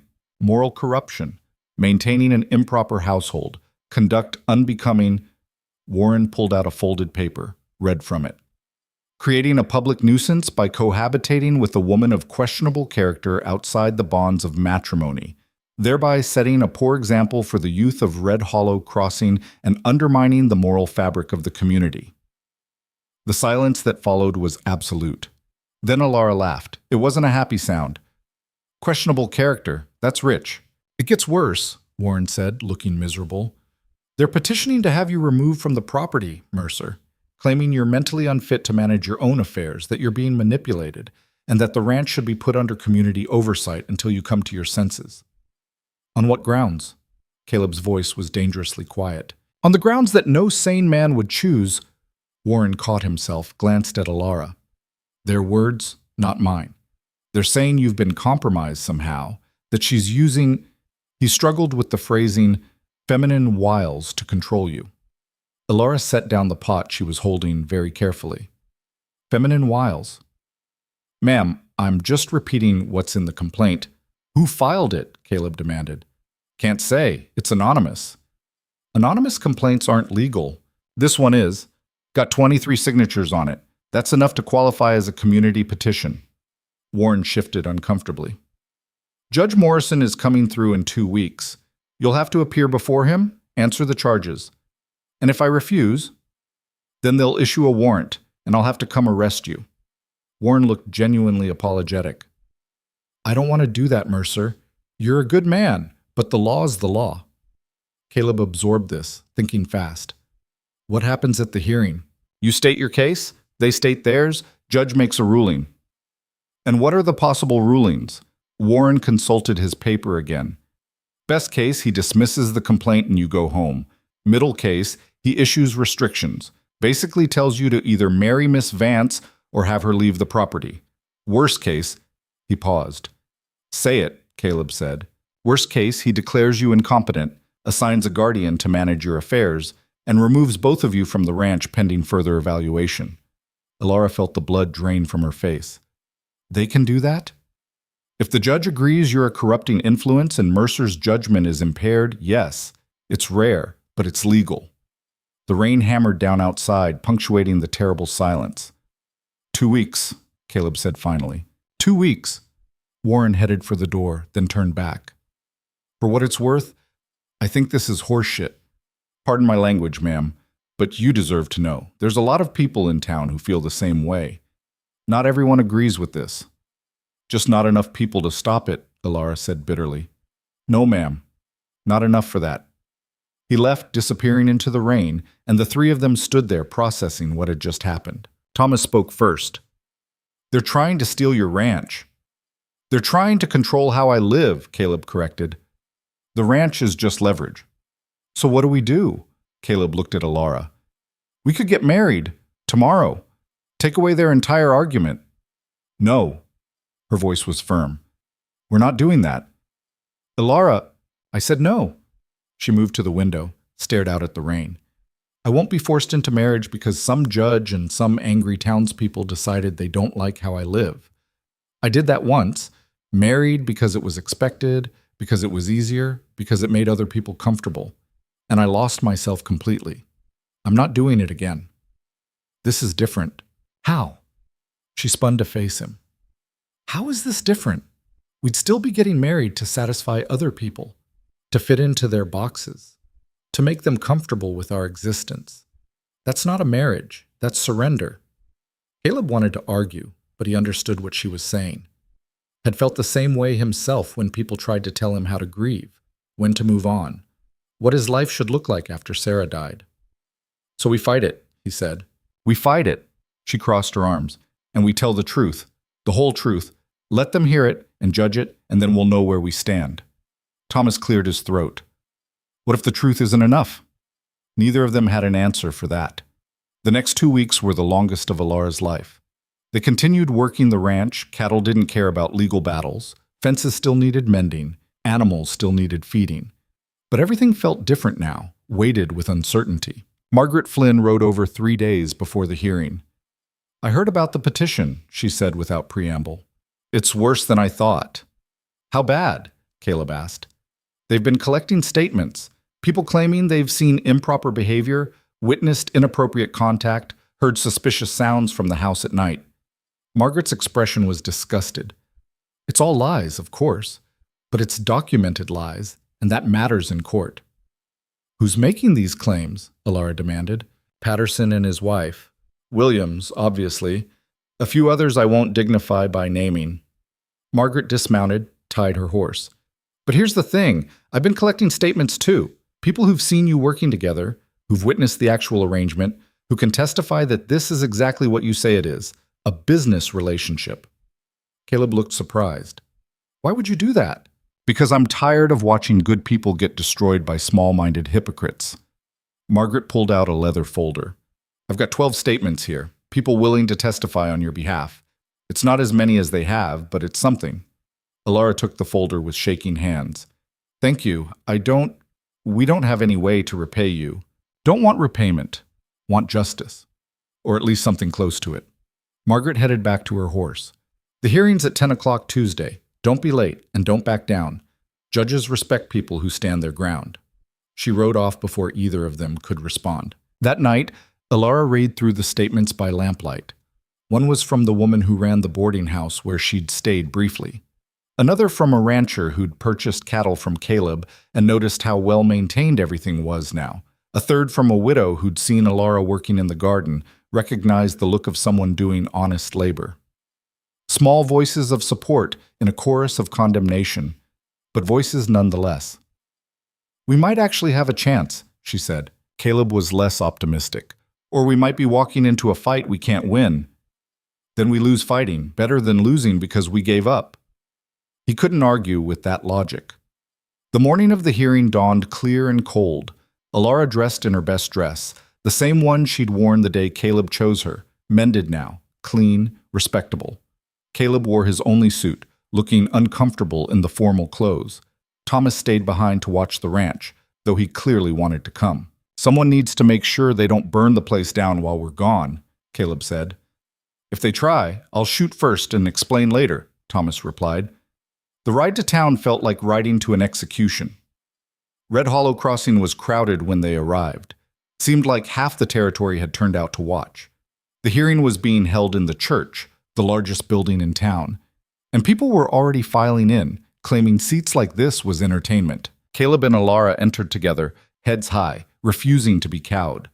The church had been rearranged, pews pushed back, a table set up front for the judge, chairs arranged for witnesses. It looked official and intimidating, which was probably the point. Judge Morrison was already there, a man in his 60s, weathered and stern, with the kind of face that suggested he'd heard every lie and excuse humanity had to offer, and wasn't impressed by any of them. Mayor Harrison sat at one table with Pastor Williams and 3 other men Alara didn't recognize, probably the lawyers they'd hired.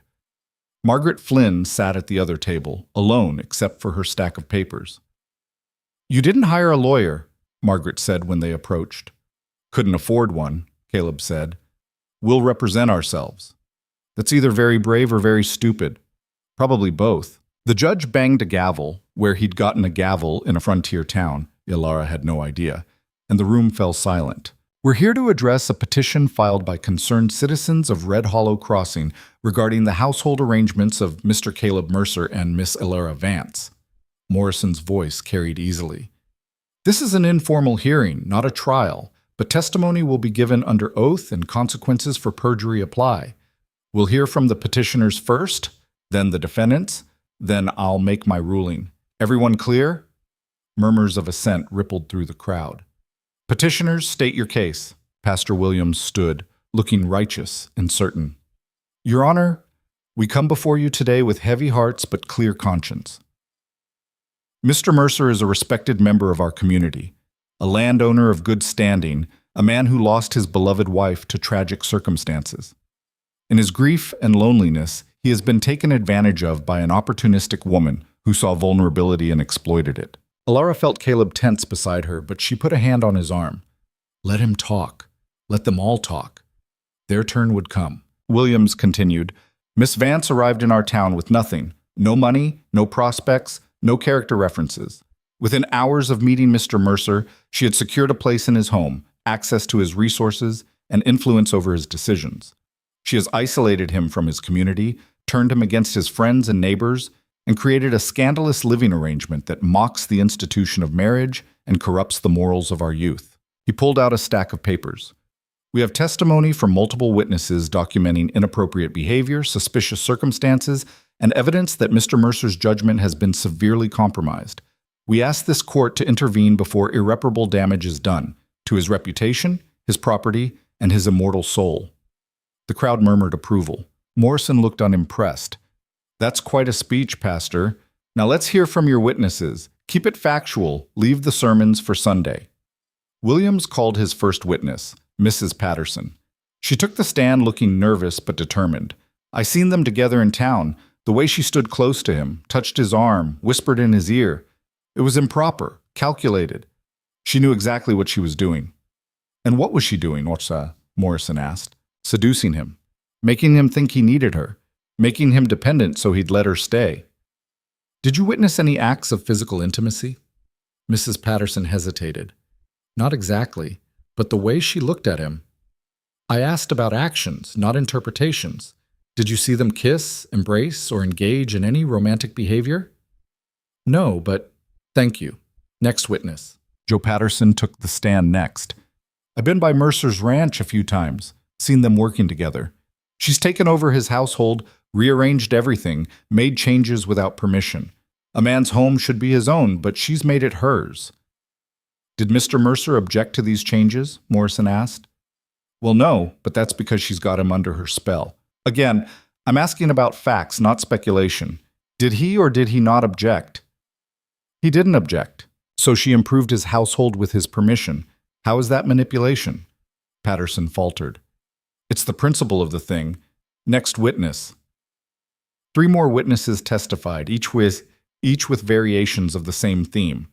They'd seen Elara and Caleb together, assumed impropriety, and concluded she must be controlling him because they couldn't imagine any other explanation. None of them had witnessed anything actually inappropriate.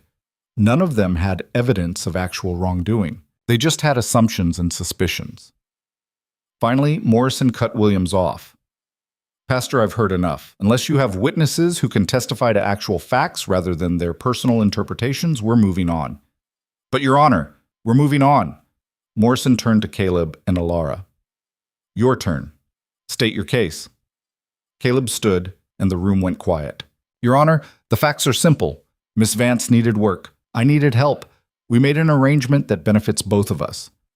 She lives in my house because there's no suitable housing elsewhere on the property. I sleep in the barn because it's inappropriate for us to share living quarters. She works during the day doing household management and ranch support. I pay her in room, board, and a small wage. That's the entirety of our arrangement. And your relationship? Morrison asked. Beyond the working arrangement? Caleb considered this carefully. We're friends. We respect each other. We work well together. But we're not romantically involved, and we have no plans to marry. Why not? If you work so well together, if you're living in proximity, why not make it official? Because neither of us wants to be married right now. Caleb's voice was firm. I loved my wife. She died 4 years ago. I'm not ready to replace her. And Miss Vance is her own person with her own reasons. Marriage isn't something you do to satisfy other people's expectations. It's something you do when both people want it, for the right reasons. Morrison nodded slowly. Fair enough. Miss Vance, do you have anything to add? Elara stood, her heart pounding so hard she could hear it in her ears. Your Honor, I won't pretend my life has been easy. I lost my husband 3 years ago, lost my home shortly after. I've been moving from town to town ever since, taking whatever work I could find, which mostly meant cleaning houses for people who wouldn't acknowledge me on the street. Her voice shook slightly, but she pushed through. When I came to Red Hollow Crossing, I was hungry and tired and desperate, but I wasn't looking for a husband. I was looking for work. She met the judge's eyes. Mr. Mercer offered me that work. He didn't ask for anything inappropriate. He didn't make promises he couldn't keep. He just gave me a chance to earn my keep honestly. And I've worked hard every single day since to prove I deserved that chance. The petitioners claim you've manipulated Mr. Mercer. The petitioners don't know me, don't know him, don't know anything about how we actually live. Anger crept into her voice now. They've made assumptions based on their own limited understanding of how people should live. And because we don't fit their expectations, they've decided we must be doing something wrong. But the only thing we're doing is surviving, honestly, without hurting anyone, without asking permission to exist in a way that works for us. The church was completely silent. Morrison leaned back in his chair, studying them both. Mrs. Flynn, you have statements? Margaret stood. 12 of them, Your Honor. All from people who've observed Mr. Mercer and Miss Vance directly, who can testify to the actual nature of their arrangement. Summarize. Margaret pulled out her papers. Thomas Reed, who works on the Mercer Ranch, testifies that Miss Vance and Mr. Mercer maintain separate sleeping quarters and professional boundaries. Martha Green, who runs the boarding house, testifies that Miss Vance conducted herself respectably during her brief stay and showed no signs of being a confidence artist. Samuel Henderson, neighboring rancher, testifies that the Mercer Ranch has shown significant improvement since Miss Vance's arrival, suggesting she's contributing genuine labor rather than being a drain on resources. She continued through all 12 statements. Each one painted the same picture. 2 people working together, behaving appropriately, minding their own business. When she finished, Morrison sat in silence for a long moment. Then he spoke. I've heard testimony from both sides. The petitioners have provided no evidence of actual wrongdoing, only suspicions and interpretations. The defendants have provided clear testimony about their actual arrangement, supported by witnesses with direct knowledge. He paused. However, the concern about appearances isn't entirely without merit. This is a small community, and perception does matter. Elara felt her stomach drop. Therefore, I'm issuing the following ruling. The petition to remove Mr. Mercer from his property or declare him incompetent is denied. There's no evidence to support such an extreme action. Relief flooded through her, but Morrison wasn't finished. However, the current arrangement, while not illegal, does create legitimate questions about propriety. I'm ordering that within 3 months, Mr. Mercer and Miss Vance must either formalize their relationship through marriage or establish separate living arrangements. Miss Vance may continue working on the ranch, but she must reside elsewhere. The church erupted in noise, some people cheering, others protesting, everyone having an opinion. Caleb stood abruptly. Your Honor, that's not fair. It's my ruling, Mr. Mercer. You're free to appeal to the territorial court if you disagree, but that process takes 6 months minimum. 3 months to comply or face contempt charges. That's final. He banged his gavel again, and the hearing was over. Elara sat frozen in her chair trying to process what had just happened. They'd won. Sort of. They'd lost. Sort of. They had 3 months to upend their entire lives to satisfy people who had no business in their affairs. Caleb was arguing with Margaret, voices rising. The crowd was pressing in, everyone wanting to weigh in, to celebrate or condemn. Elara stood slowly and walked out. She made it to the wagon before the tears came. Not sad tears. Angry tears. Frustrated tears. The tears of someone who'd fought hard and still lost something important. Caleb found her there a few minutes later. We'll figure it out, he said. How? Build me a cabin I can't afford? Rent a room in town where everyone will treat me like garbage? Except that the only way I can keep working is if I marry you, which defeats the entire purpose of fighting in the first place. I don't know yet, but we'll figure it out. Stop saying that! She whirled on him.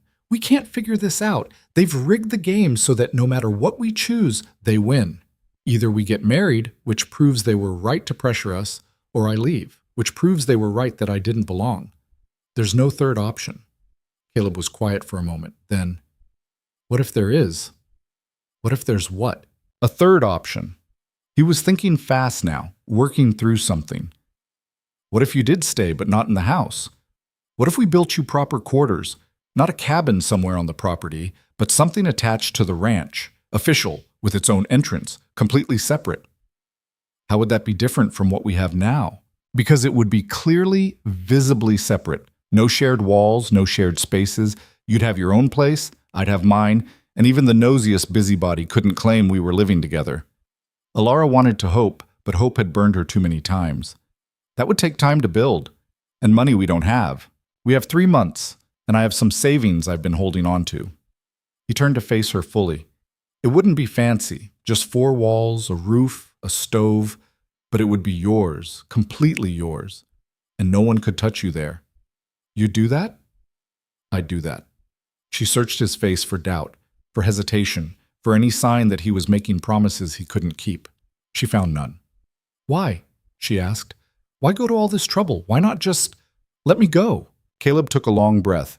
Because in the past few months you've become essential. Not just to the ranch, to me. You make me think about things differently. Challenge me when I'm being stubborn. Remind me that there's more to life than just surviving day to day. He looked down at his hands. I'm not in love with you. Not yet. Don't know if I'll ever be ready for that. But I care about you, and I don't want you to leave. Alara felt something crack open in her chest, something she'd kept locked down for years. I don't want to leave either, she admitted. I've thought about it. Every time things get hard, I think about running again. But then I remember how tired I am of running, how tired I am of starting over, how tired I am of never having a place that's mine. She wiped her eyes roughly. So if you're serious about building me a place, I'm serious about staying. I'm serious. Then let's do it. They shook hands there in the dusty street, 2 people committing to something neither of them fully understood, but both of them wanted desperately. Behind them, the church was emptying, people spilling out with their judgments and opinions. Ahead of them, 3 months of work stretched out, daunting and uncertain. Between those 2 points, Alara and Caleb stood together, united in their refusal to surrender. Whatever came next, they'd build it themselves, with their own hands, on their own terms, and no one would take that away from them. The ride back to the ranch was quiet, but it wasn't the comfortable silence they'd grown used to. This was the silence of 2 people who'd just committed to something impossible and were now wondering what the hell they'd been thinking. Thomas met them at the gate, reading their faces. How bad? Could have been worse, Caleb said, climbing down from the wagon. Could have been better. What's the verdict? 3 months to build Alara her own place, or she has to leave the property. Thomas absorbed this. So we're building then. We're building. When do we start? Caleb looked at the sky, still a few hours of daylight left. Now. They spent the rest of that day surveying possible locations. The structure needed to be close enough to the main house for practical purposes, but far enough to be clearly separate. They settled on a spot about 50 yards from the kitchen, near a cluster of cottonwood trees that would provide shade in summer. Caleb paced out the dimensions. 12 by 16 feet. That's enough for a bed, a small table, a stove, maybe some shelves. That's tiny, Thomas said. That's affordable, Caleb corrected. And it's what we can build in 3 months while still running the ranch. Alara stood in the middle of the marked-out space, trying to imagine walls and a roof, trying to picture herself living here. It felt both too small and impossibly large. A whole structure, built just for her. She'd never had anything like that before. Had always lived in spaces shared with others, borrowed spaces, temporary spaces. This would be hers. The thought was terrifying. You sure about this? She asked Caleb. Too late to back out now. Already started planning. That's not what I asked. He stopped pacing, looked at her directly. I'm sure. Are you? Was she? Alara had spent so long running, so long refusing to put down roots that the idea of having a permanent place felt dangerous. Roots meant vulnerability, meant something to lose. But maybe that was the point. Maybe you couldn't really live until you had something worth losing. I'm sure, she said. They started work the next morning. The first task was clearing the ground, removing rocks, leveling the earth, digging the foundation posts. It was brutal work, made worse by the fact that they still had to maintain the ranch. Cattle didn't care that they were on a deadline. Fences still needed mending. Water sources still needed checking. So they worked in shifts. Caleb and Thomas would spend mornings on ranch duties, afternoons on construction. Alara handled the household work in the mornings, then joined them in the afternoons, doing whatever she could, hauling stones, mixing mortar, holding boards steady while they nailed. By the end of the first week, they had the foundation posts set and the floor joists laid. It didn't look like much, just some wood laid out in a rectangle, but it was progress. Margaret Flynn rode over to inspect their work. She dismounted, walked the perimeter, nodded approvingly. You're making good time. Not good enough, Caleb said. We've got 12 weeks left and we're barely started. You'll make it. Margaret pulled out a wrapped bundle. Brought you these, windows. Pulled them out of my old barn before it collapsed. They're not fancy, but they'll keep the weather out. Alara stared at the windows, throat tight. We can't afford... I'm not selling them. I'm giving them to you. Margaret's voice was gruff. Consider it my contribution to the cause of minding our own damn business. She left before Alara could thank her properly. That night, sitting around the dinner table, Thomas said, People are going to help, you know. What people? Caleb asked. People who think the judge's ruling was garbage. People who respect what you're doing. Thomas pushed beans around his plate. I've been talking to some folks in town. There's more support than you think. Support doesn't build cabins, Alara said. No, but hands do. And I've got at least 6 people who said they'd come out for a day or two, help with the heavy work. Caleb looked skeptical. Why would they do that? Because not everyone in Red Hollow Crossing is an asshole. Thomas shrugged. Some people just want to help. Some want to stick it to the ones who filed the petition. Some think it's the right thing to do. Does it matter why? It matters if they're coming to spy or sabotage, Alara said quietly. I vetted them. They're good people. Thomas met her eyes. You've got to trust someone eventually. He was right, and Alara hated it. Trust had burned her before, but Thomas had proven himself loyal, and if he vouched for these people, maybe that was enough. All right, she said. Tell them they can come. The helpers started arriving the following week. First came Samuel Henderson, the rancher who'd testified on their behalf, bringing his 2 oldest sons. They spent a full day helping frame the walls, working with the efficient precision of people who'd built structures before. Then came Martha Green from the boarding house, who couldn't do heavy labor but brought food, actual good food, not just beans and hardtack. She also brought fabric for curtains and offered to sew them once the windows were installed. A young couple named Davis showed up next. They didn't say much, just worked hard for 2 days straight, helping with the roof framing. When they left, they pressed a small bag of nails into Caleb's hand. We know what it's like, Mrs. Davis said quietly. Being judged for how you choose to live. Being told you're doing it wrong when you're just trying to survive. Alara wanted to ask what they meant, but something in the woman's eyes suggested the story was too painful to share with strangers. Thank you, was all she said. Even with help, the work was relentless. Alara's hands developed new calluses on top of old ones. Her back ached constantly. She fell into bed each night so exhausted she couldn't remember her own name, and woke each morning to do it all again. But the structure was taking shape. By week 4, the walls were up. By week 6, the roof was on. By week 8, they were installing the windows and building the small porch that would serve as an entrance. It was starting to look like an actual building, a place where someone could live. Alara stood inside the empty space one evening, alone, watching the sunset through her new window. The light came in gold and orange, painting the raw wood walls with color. Her space. Her walls. Her window. The magnitude of it hit her all at once, and she sat down hard on the floor, overwhelmed. That's where Caleb found her 10 minutes later. You all right? I don't know. She looked up at him. I think so. Maybe. I don't know. He sat down beside her, his presence solid and steady. It's a lot. It's everything.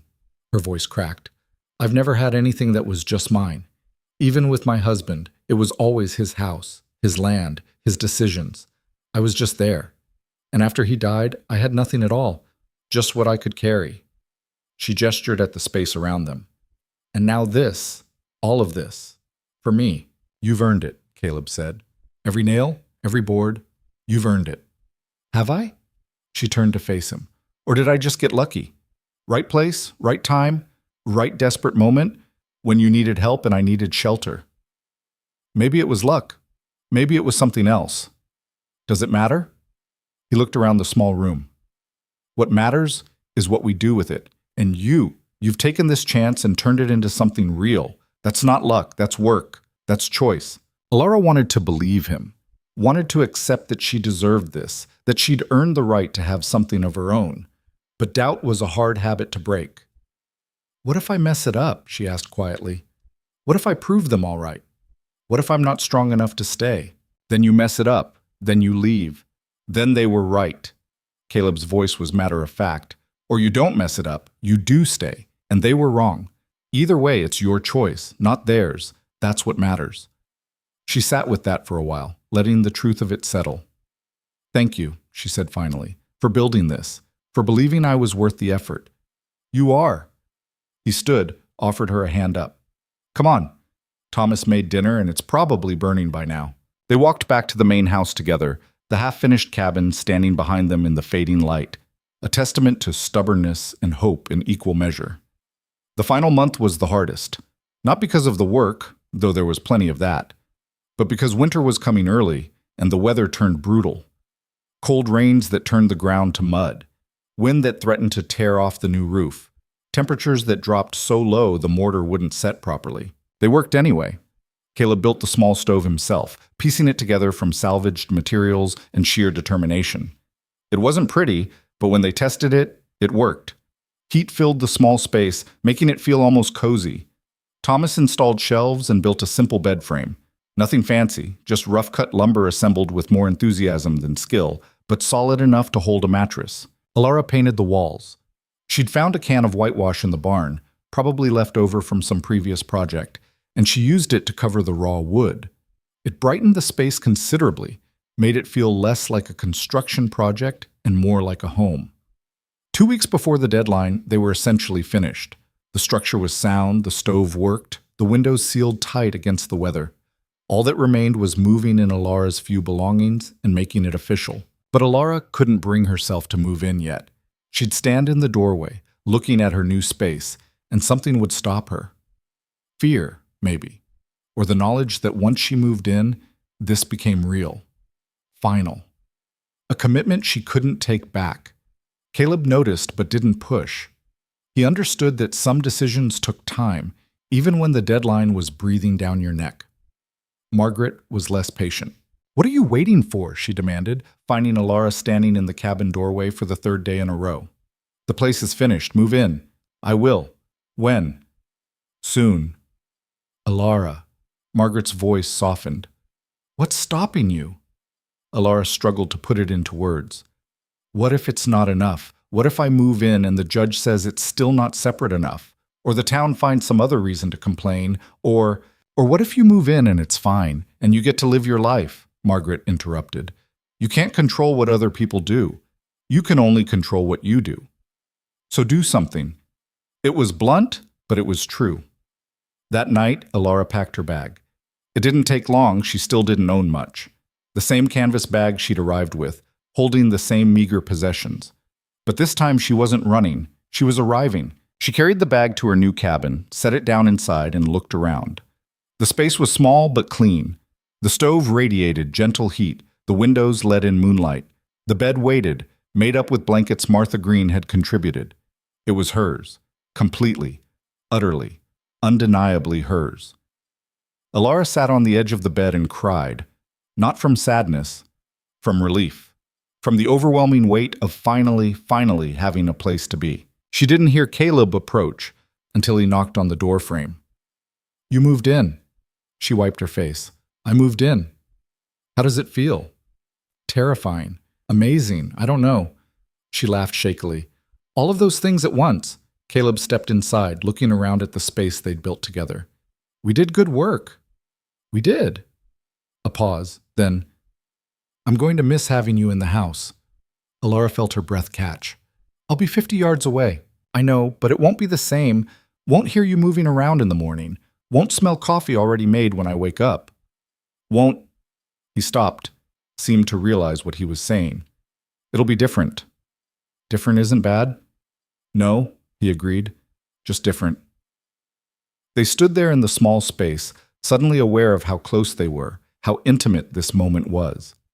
Caleb in her space, her home, talking about missing her presence in his. Alara felt something shift between them. Something had been building for months, through the work, through the fights, through the quiet moments of understanding. She'd been ignoring it, pushing it down, telling herself it was just gratitude or companionship or convenience. But standing here now, in the home he'd built for her, looking at his face in the lamplight, she couldn't ignore it anymore. Caleb, I should go. He moved toward the door quickly, like he was afraid of what might happen if he stayed. Let you settle in. Big day tomorrow. What's tomorrow? We report to the judge. Show him the completed structure. Get his approval. He paused at the threshold. Sleep well, Alara. He was gone before she could respond.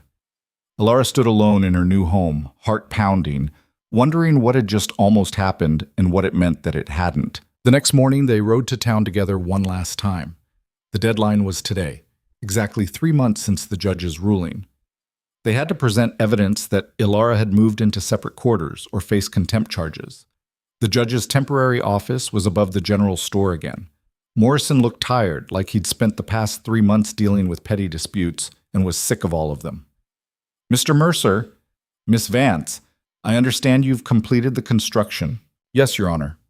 Caleb handed over photographs Thomas had taken, crude but clear images showing the separate structure, the distinct entrance, the obvious separation from the main house. Morrison examined them carefully. And Miss Vance has moved in? As of last night, yes. Completely separate living quarters? No shared walls, no shared spaces? Completely separate, Alara spoke up. I have my own entrance, my own stove, my own sleeping quarters. Mr. Mercer and I work together during the day, but we maintain entirely separate residences. Morrison studied them both, his expression unreadable. Then he stamped a paper and signed it. The court finds that you've complied with the terms of the ruling. The matter is closed. He looked up. I trust this arrangement will continue to be appropriate? It will, Caleb said firmly. See that it does. I don't want to hear about this again. They left his office, walked down to the street, and stood there in the cold morning air, processing what had just happened. It's over, Alara said. It's over, Caleb confirmed. They should have felt relieved, victorious even. They'd won. They'd beaten the system, satisfied the requirements, earned the right to live how they chose. But Alara just felt empty, like they'd fought so hard for something that, now that they had it, didn't feel like enough. We should celebrate, Thomas said, catching up to them. You did it. You actually pulled it off. Yeah, Alara said without enthusiasm. We did. On the ride home, Caleb was quiet. More quiet than usual, which was saying something. Finally, Alara couldn't take it anymore. What's wrong? Nothing's wrong. Don't lie to me. We've been through too much for lies. He was silent for another mile. Then, what if we fought for the wrong thing? What do you mean? We fought for the right to live separately, to maintain our independence, to prove we didn't need to get married just because people expected us to. He kept his eyes on the road. But what if that's not what we actually want anymore? Alara's heart started pounding. What are you saying? I'm saying that building you that cabin was the right thing to do. You deserved your own space, your own independence, and I'd do it again. He paused. But I'm also saying that when you moved out, even though it was only 50 yards, it felt like you moved 1,000 miles away. And I hated it. Caleb, let me finish. He pulled the wagon to a stop, turned to face her. I'm not in love with you. Not yet. Don't know if I'm capable of that anymore. Sarah she was everything. And when she died, I thought that was it. Thought I'd used up my capacity for that kind of feeling. Alara waited, barely breathing. But then you showed up and started fixing things. Not just broken fences and messy pantries. You started fixing me, making me think about the future instead of just surviving the present, making me want things I'd given up on wanting." His voice went rough. "And somewhere in the past 6 months, you stopped being the woman I hired and started being the woman I can't imagine living without." Tears were streaming down Alara's face now. "I don't know how to do this." "Do what?" "This. Whatever this is. I've never... With my husband. It was arranged, expected. I didn't choose it. I just accepted it. And after he died, I told myself I'd never let that happen again. That I'd never be someone's wife just because it was convenient or expected or made other people comfortable." She looked at him directly.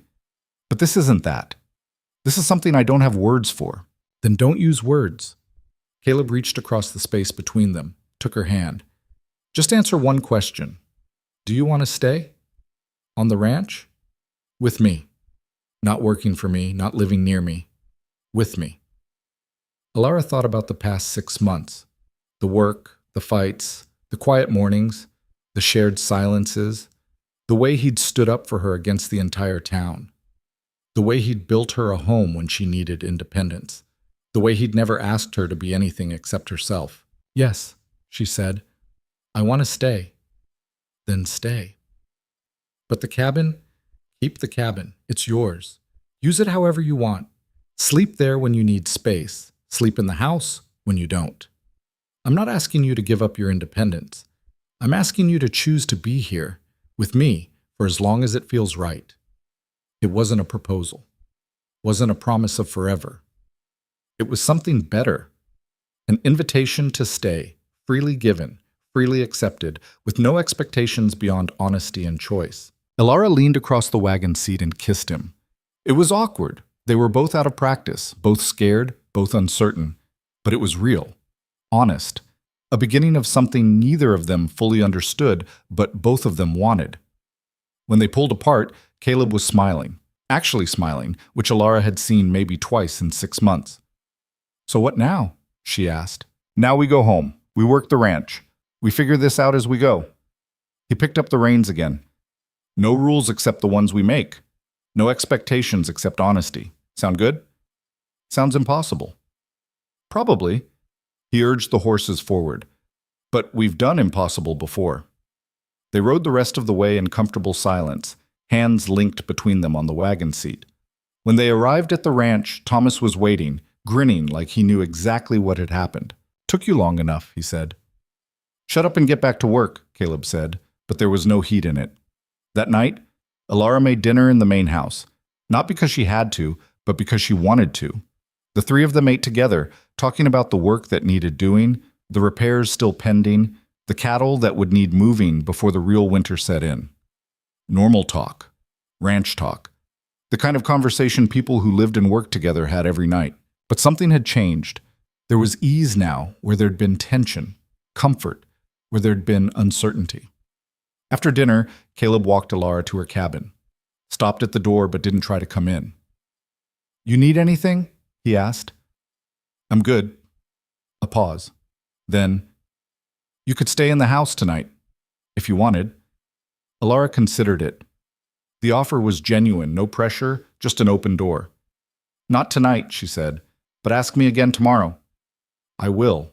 He kissed her goodnight, brief, gentle, a promise of more to come, and walked back to the main house.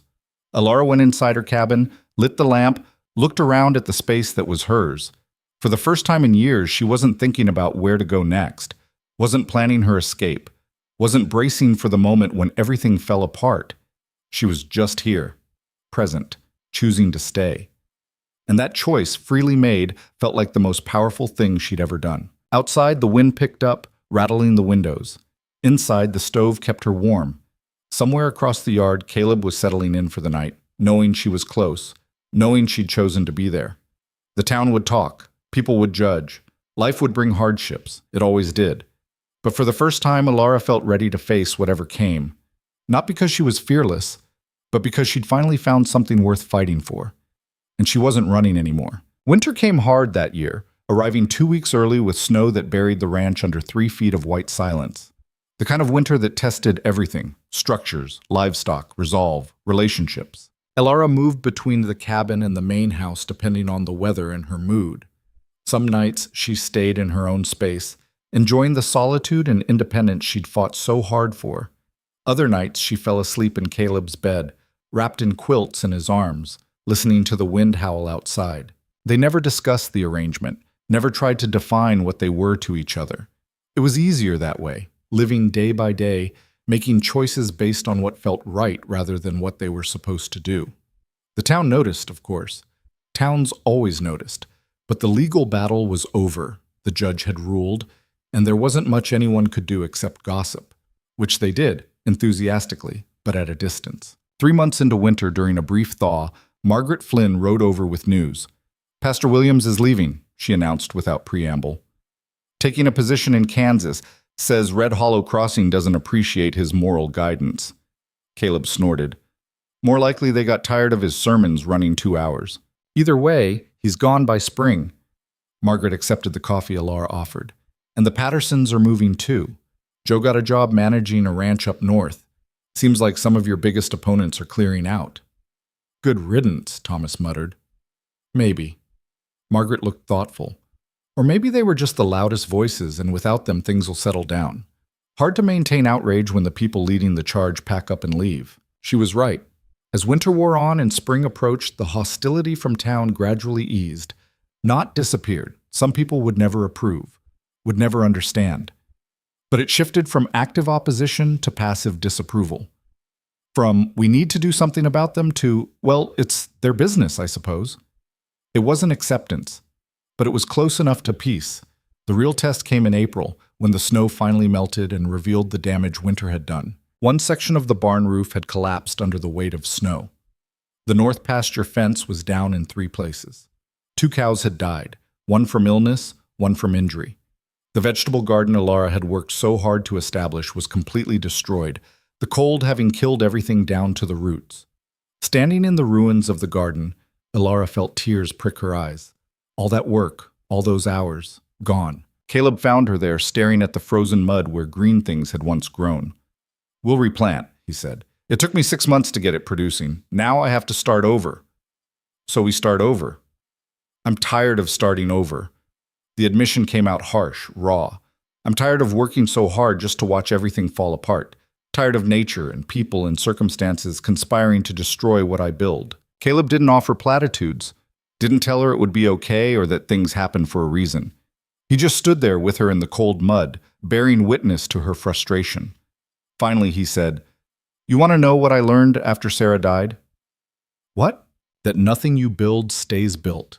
Houses fall apart. Fences fall down. Gardens die. People die." He looked out at the ranch spread around them.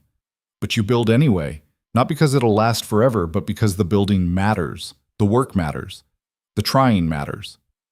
Even when it falls apart? Especially when it falls apart, because that's when you find out what you're made of. When the easy thing would be to give up and you choose to keep going anyway." Elara wanted to argue with him, wanted to rail against the unfairness of it all, but she knew he was right, knew that giving up now would make everything they'd fought for meaningless. "Fine," she said. "We'll replant, but I'm building a fence around it this time, a big one. Whatever you need." They replanted the garden in May. Elara worked the soil until her hands bled, mixing in compost and hope in equal measure. She built her fence, not just a small border, but a proper barrier that would keep out deer and rabbits and anything else that might try to destroy her work. Thomas helped, and so did some of the neighbors. Samuel Henderson brought seeds his wife had saved from last year. Martha Green contributed tomato starch she'd been growing in her window. Even a few people from town who'd never spoken to Elara before showed up with offerings. A bag of fertilizer here, some bean seeds there, awkward gestures of something that might eventually become friendship. By June, the garden was growing again. Not as lush as before, not as established, but alive. Green shoots pushing up through dark earth, stubborn and determined. Like her, Elara thought, stubborn and determined and refusing to quit. The summer brought different challenges. Drought settled over the territory, turning everything brown and brittle. Water sources dried up.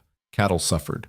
The land itself seemed to be testing them, asking how much they could take. They dug deeper wells.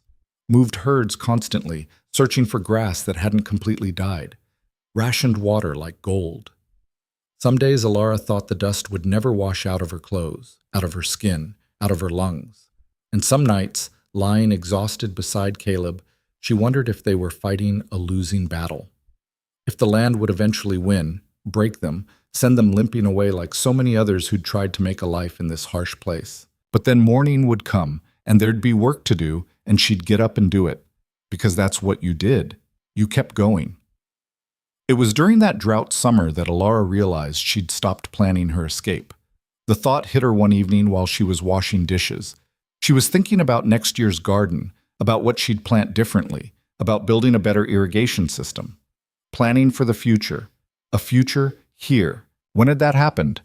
When had she stopped seeing this place as temporary and started seeing it as home? She didn't know. Couldn't point to a single moment. It had crept up on her gradually, like the way dawn came to the prairie. Not all at once, but in slow degrees of light until suddenly the darkness was gone and you couldn't remember when exactly it had left. "You're smiling," Caleb said, coming in from the barn. "Am I?" "Yeah, it's unsettling. What's wrong?" "Nothing's wrong. I'm just—" She paused, trying to articulate it. "I'm staying. Actually staying. Not just physically being here, but choosing it. Wanting it." Caleb set down the bucket he was carrying. "You weren't before?" "Before I was surviving, running in place, afraid that if I stopped moving I'd lose momentum and not be able to start again." She dried her hands on her apron. "But I'm not afraid anymore. Or if I am, I'm more afraid of leaving than of staying." He crossed the kitchen, pulled her into his arms. "Good. Because I'd miss you if you left. You'd miss my cooking." "That too." He kissed the top of her head. "But mostly, I'd miss you." They stood there in the fading light, two people who'd found each other by accident and chosen each other on purpose, holding on to something neither of them fully understood but both of them valued.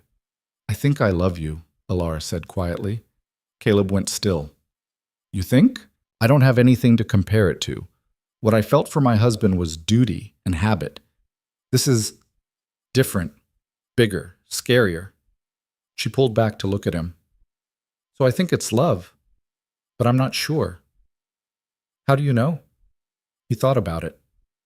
"With Sarah, I knew because I couldn't imagine my life without her in it.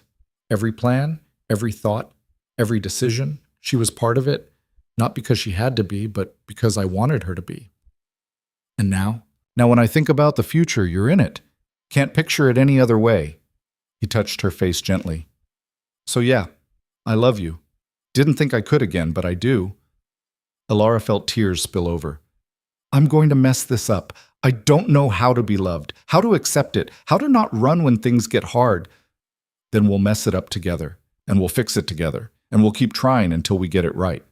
He smiled slightly. "We're good at that part, the trying." "We are, aren't we?" They kissed there in the kitchen, surrounded by dirty dishes and dust and the ordinary debris of daily life. Not a perfect moment. Not a grand romantic gesture. Just two imperfect people choosing each other in the midst of everything that was hard and uncertain. That fall, the rains finally came. Not gentle rains, violent storms that flooded the creek, turned the roads to soup, leaked through every roof in the territory. But after months of drought, even destructive water was welcome. The land responded immediately. Grass grew, water sources refilled, the cattle fattened. Everything that had been brown and dying turned green and alive. Alara's garden exploded with late-season growth. She was harvesting vegetables every day, more than they could possibly eat. She started preserving, canning, drying, pickling. The shelves in both the cabin and the main house filled with jars of food that would see them through the next winter. Looking at those shelves, at the tangible evidence of her labor, Alara felt something she hadn't felt in years. Pride. Not the defensive pride of someone protecting their dignity, but the earned pride of someone who'd done good work and knew it. She was standing in the main house one evening, admiring the rows of preserved vegetables, when Caleb came up behind her. "What are you thinking about?" "That we're going to eat well this winter." "We are." He wrapped his arms around her waist. "Thanks to you. Thanks to all of us. You and Thomas provided the land, the water, the protection. I just put seeds in the ground. You did more than that. You took this place from barely surviving to actually thriving. Alara turned in his arms. We did that together. Yeah, he agreed. We did. They were married in October, not because anyone pressured them, not because they needed to make it legal or proper or acceptable to the town, but because they wanted to. Because after a year and a half of fighting for the right not to get married, they'd arrived at a place where marriage was their choice, freely made. The ceremony was simple. Judge Morrison came out to the ranch, older now, tired, but willing to make the trip. Margaret Flynn stood as witness. Thomas stood up with Caleb, grinning like he'd known this was coming all along. They spoke their vows on the porch of the main house, with the ranch spread out around them, the land they'd worked together, the structures they'd built together, the life they'd created together. Morrison pronounced them married, and Caleb kissed Alara like he meant it, which he did. The reception was small. A few neighbors came. Martha Green brought a cake that was lopsided but delicious. Samuel Henderson brought whiskey. They ate and drank and celebrated in the simple, honest way of people who'd survived hard things and were determined to enjoy the good things. As the sun set and people started heading home, Margaret pulled Alara aside. You did it, she said. Against all odds, you actually did it. Did what? Built a life on your own terms. Refused to be what everyone expected. Chose your own path and walked it even when they tried to burn the ground under your feet. Alara looked over at Caleb, who was talking with Samuel about cattle prices, completely at ease. We got lucky. Luck had nothing to do with it. You worked, you fought. You refused to give up or give in. Margaret squeezed her hand. I'm proud of you, both of you. Coming from Margaret, tough, cynical Margaret who didn't give compliments easily, that meant everything. Thank you, Alara said, for standing with us when no one else would. Someone had to. Might as well be me. Winter came again, as it always did. But this time Alara faced it differently. Not with dread or fear, but with preparation and confidence. They'd stocked the root cellar with vegetables, chopped enough firewood to heat both buildings through the coldest months. The cattle were healthy and well fed. The structures were sound. They were ready. Alara still kept her cabin. Used it sometimes when she needed space to think, or when she wanted to remember what it felt like to have something that was entirely hers. But most nights she slept in the main house, in Caleb's bed, their bed now, listening to his breathing and feeling grateful for the simple miracle of not being alone.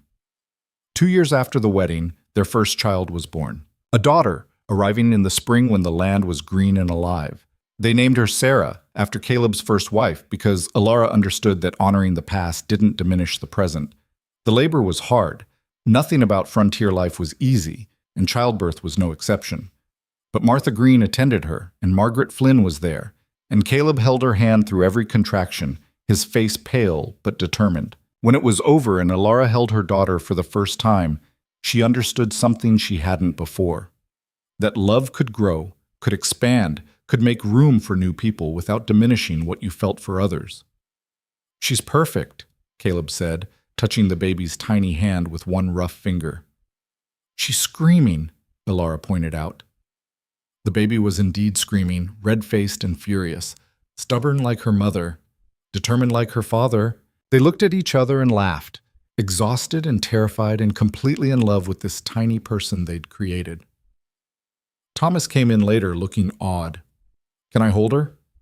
If you're careful. He took the baby with exaggerated gentleness, staring down at her like she was made of glass. Hey, little Sarah, I'm Thomas. I'm going to teach you how to ride and rope and all the important stuff your parents are too old to remember. I'm 45, not dead, Caleb said. Like I said, old. The baby stopped crying, looking up at Thomas with solemn dark eyes. She likes me, Thomas said, delighted. She already knows I'm the cool one. Alara watched them, Thomas with the baby, Caleb hovering protectively, all of them crammed into the bedroom of the house that had once been a place where Caleb merely survived. Now it was full of life and noise and love. This was what they'd fought for. Not the ranch, not the independence, not the right to live how they chose, though all of that mattered. But this moment, this family they'd built from broken pieces and stubborn determination. A second child followed 2 years later. A son this time, born in the winter, healthy and loud. They named him Thomas, after the young man who'd become family, who'd stood with them when it would have been easier to walk away. The real Thomas was embarrassed and proud in equal measure. "You didn't have to." "We wanted to," Caleb said. "Your family. Have been since the beginning. I just showed up looking for work. And you stayed, fought for us, helped build all of this." Alara adjusted baby Thomas in her arms. "That makes you family." The years passed as years do. The children grew. Sarah turned out stubborn and fearless, always pushing boundaries, always testing limits. Young Thomas was quieter, thoughtful, content to observe and learn. The ranch prospered. Not wildly, frontier life didn't allow for wild success, but steadily. The herds grew, the land produced, the structures held. Caleb aged, silver creeping into his hair, lines deepening around his eyes. But he seemed lighter somehow, less burdened by the past, more present in the moment. Alara found gray in her own hair and didn't care, found wrinkles and calluses and all the marks of a life hard-lived and wore them without shame. She'd earned every one. The town changed too. Pastor Williams's replacement was younger, more practical, less concerned with moral crusades. The Pattersons' departure had removed the loudest opposition. New people moved in, some who knew Caleb and Alara's story, some who didn't care, some who respected what they'd built. Red Hollow Crossing would never be a place that celebrated nonconformity, but it learned, slowly, to tolerate it, to accept that maybe there wasn't just one right way to live. Margaret Flynn remained their closest friend. She grew older, her movements stiffer, her writing slower. But her mind stayed sharp and her opinions stayed pointed. One afternoon, sitting on the porch while the children played in the yard, she said, "You know what I admire about you two?" "What?" Alara asked. "You didn't try to change the town, didn't try to make them understand or accept or approve. You just lived your lives and let them deal with it. We didn't have much choice. You did, though. You could have left, could have given up, could have gotten bitter and angry and let it poison everything." Margaret sipped her coffee. "But you didn't. You just kept going, kept building, kept choosing each other and this place and this life." Caleb looked at Alara and something passed between them. Recognition of truth, maybe. Understanding of how close they'd come to losing everything, and gratitude that they hadn't. "We're stubborn," Alara said simply. "You're survivors," Margaret corrected. "There's a difference." On their 10th anniversary, they held a small celebration. Just family and close friends, nothing fancy. But as Alara looked around at the faces gathered in her home, at her children playing with Margaret's grandnephew, at Thomas teaching young Sarah how to properly hold a rope, at Caleb talking with Samuel Henderson about expanding the herd, she felt overwhelmed by how much had changed. 10 years ago, she'd been alone, hungry, desperate, standing in a church being presented like livestock. Now she had a home, a family, a life she'd chosen. "What are you thinking?" Caleb asked, coming up beside her. "That I almost ran." "When?" "A dozen times. That first month, when they killed the chickens, when they filed the petition, when the judge made his ruling, after we finished the cabin." She looked at him. "I almost ran every time things got hard, and I almost missed all of this." Caleb pulled her close. "But you didn't run." "No," she agreed. "I didn't." Why not? It was a good question. Why had she stayed when every instinct screamed at her to go? When leaving would have been easier, safer, less painful? "Because you made me feel like I was worth fighting for," she said finally. "Not because of what I could do for you or how I could benefit you, but just because I was me. And I'd never had that before. Didn't want to lose it." "You won't," he promised. "You're stuck with me now." Good. They stood there on the porch they'd built together, watching the sunset paint the sky gold and pink, surrounded by the evidence of their stubborn refusal to give up. The land was still harsh. Life was still hard. There would be more droughts, more storms, more tests of their resolve. But they'd face it together. That night, after the guests had left and the children were asleep, Alara walked out to her cabin. She hadn't stayed there in months, had essentially moved into the main house permanently after young Thomas was born, but she'd kept it maintained, kept it ready, just in case she needed to run. Standing in the doorway now, looking at the small space that had once represented her independence and now mostly represented her fear, Alara made a decision. The next morning, she told Caleb what she wanted to do with the cabin. Turn it into a guest house? Or a workshop or storage? Whatever we need. She looked at the structure. I don't need it anymore. Don't need to keep an escape route ready. I'm not running. You sure? I'm sure. Over the following weeks, they converted the cabin, turned it into a space where Thomas could work on his woodworking projects, where Sarah could practice her reading away from her noisy baby brother, where guests could stay when they visited.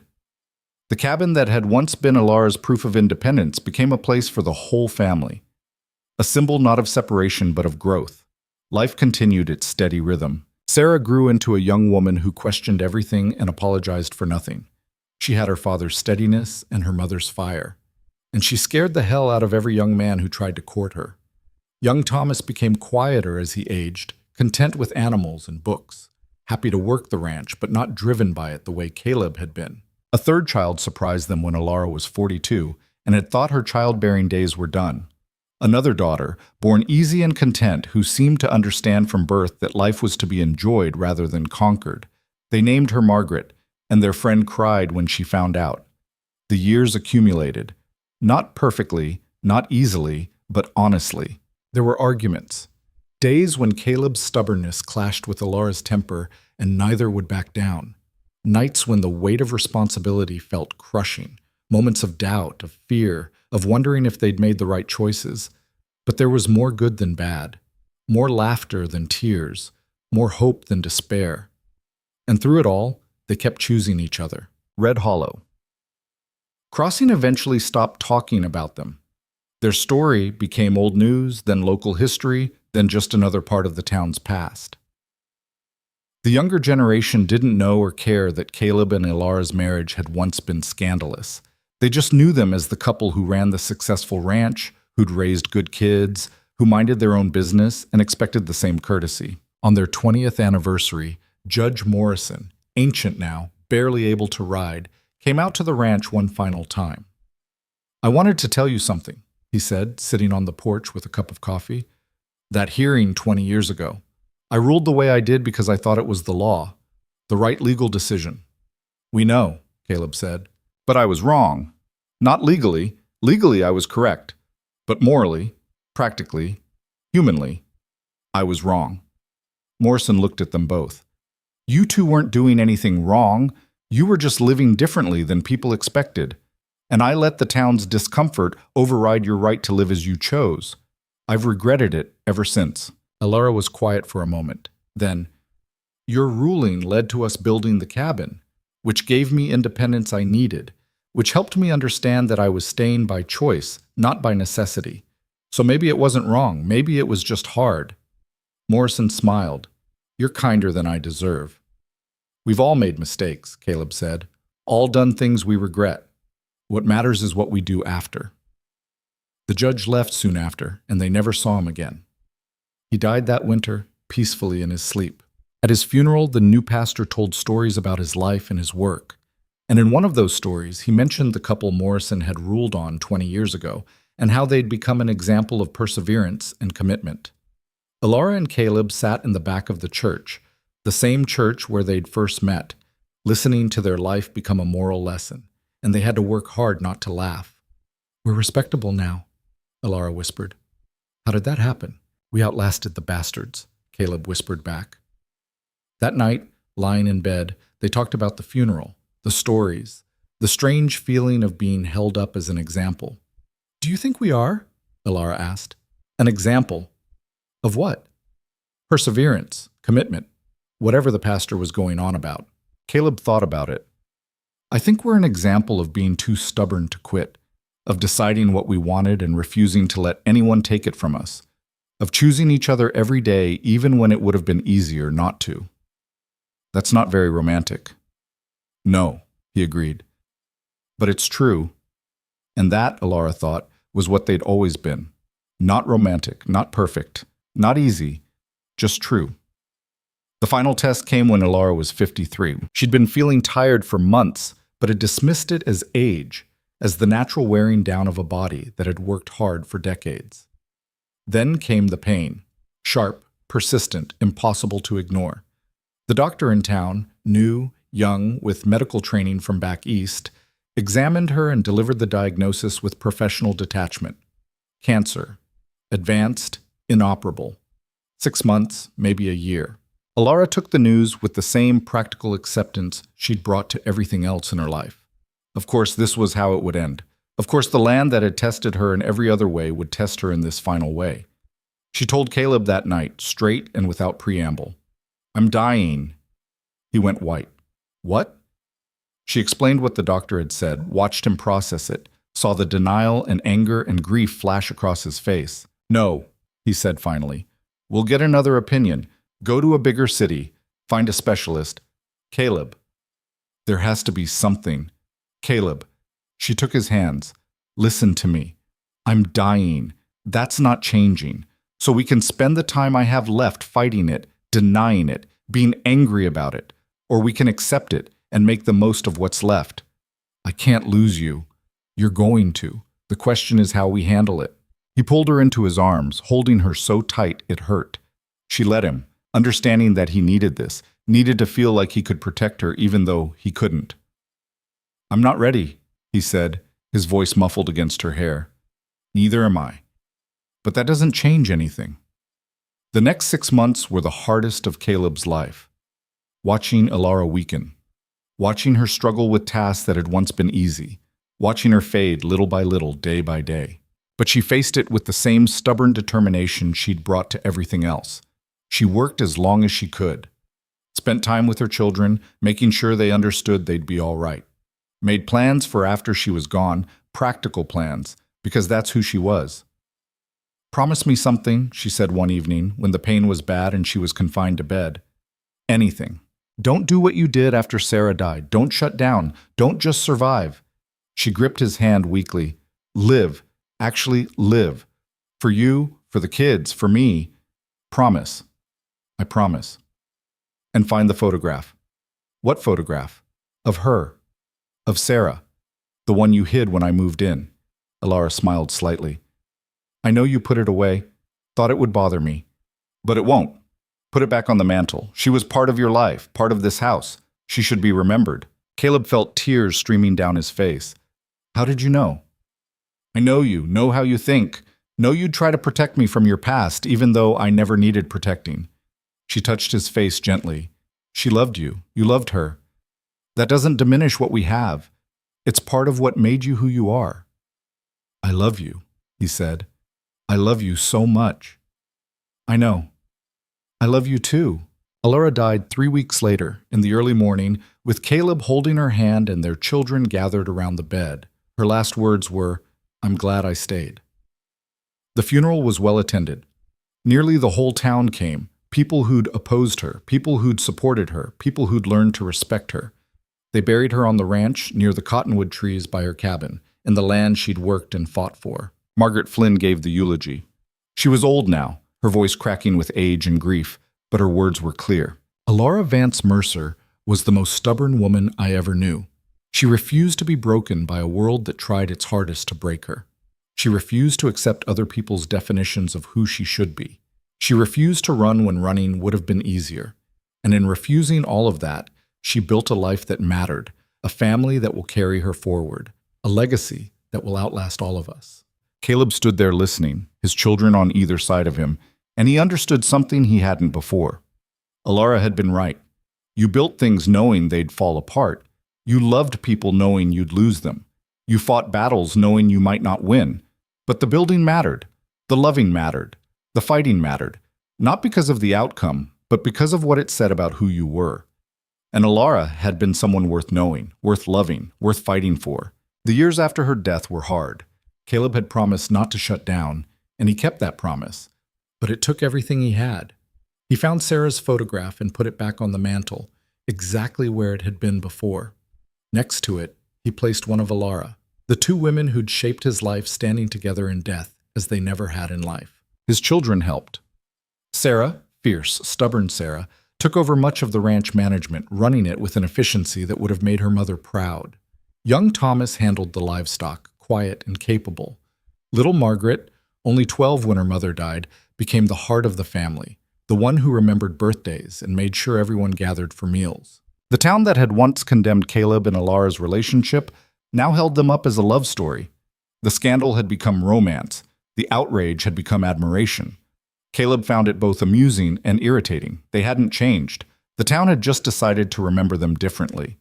5 years after Alara's death, Thomas, the original Thomas, now approaching 40, got married. He brought his bride to meet Caleb, nervous and proud. She reminds me a little of Alara, he said quietly. Independent, stubborn, doesn't care what people think. Caleb looked at the young woman, saw the fire in her eyes, the set of her jaw, the way she stood like she was ready to fight the world, and he smiled. Then you chose well. At the wedding, people asked Caleb if he'd ever remarry. No, he said simply. I've had 2 great loves in my life. That's more than most people get. I'm not greedy. He lived another 10 years, saw his grandchildren born, saw the ranch continue to prosper under Sarah's management, saw the town change and grow, becoming less isolated, more connected to the wider world. And every evening, he'd sit on the porch he and Alara had built together, looking out at the land they'd worked together, and he'd remember. Not just the hard times, though there had been plenty of those, but the good times too. The quiet mornings, the shared work, the moments of understanding that needed no words. The choice they'd made every day to stay. When Caleb died, peacefully in his sleep at 71, they buried him next to Alara, under the cottonwood trees. At his funeral, his daughter Sarah stood up to speak.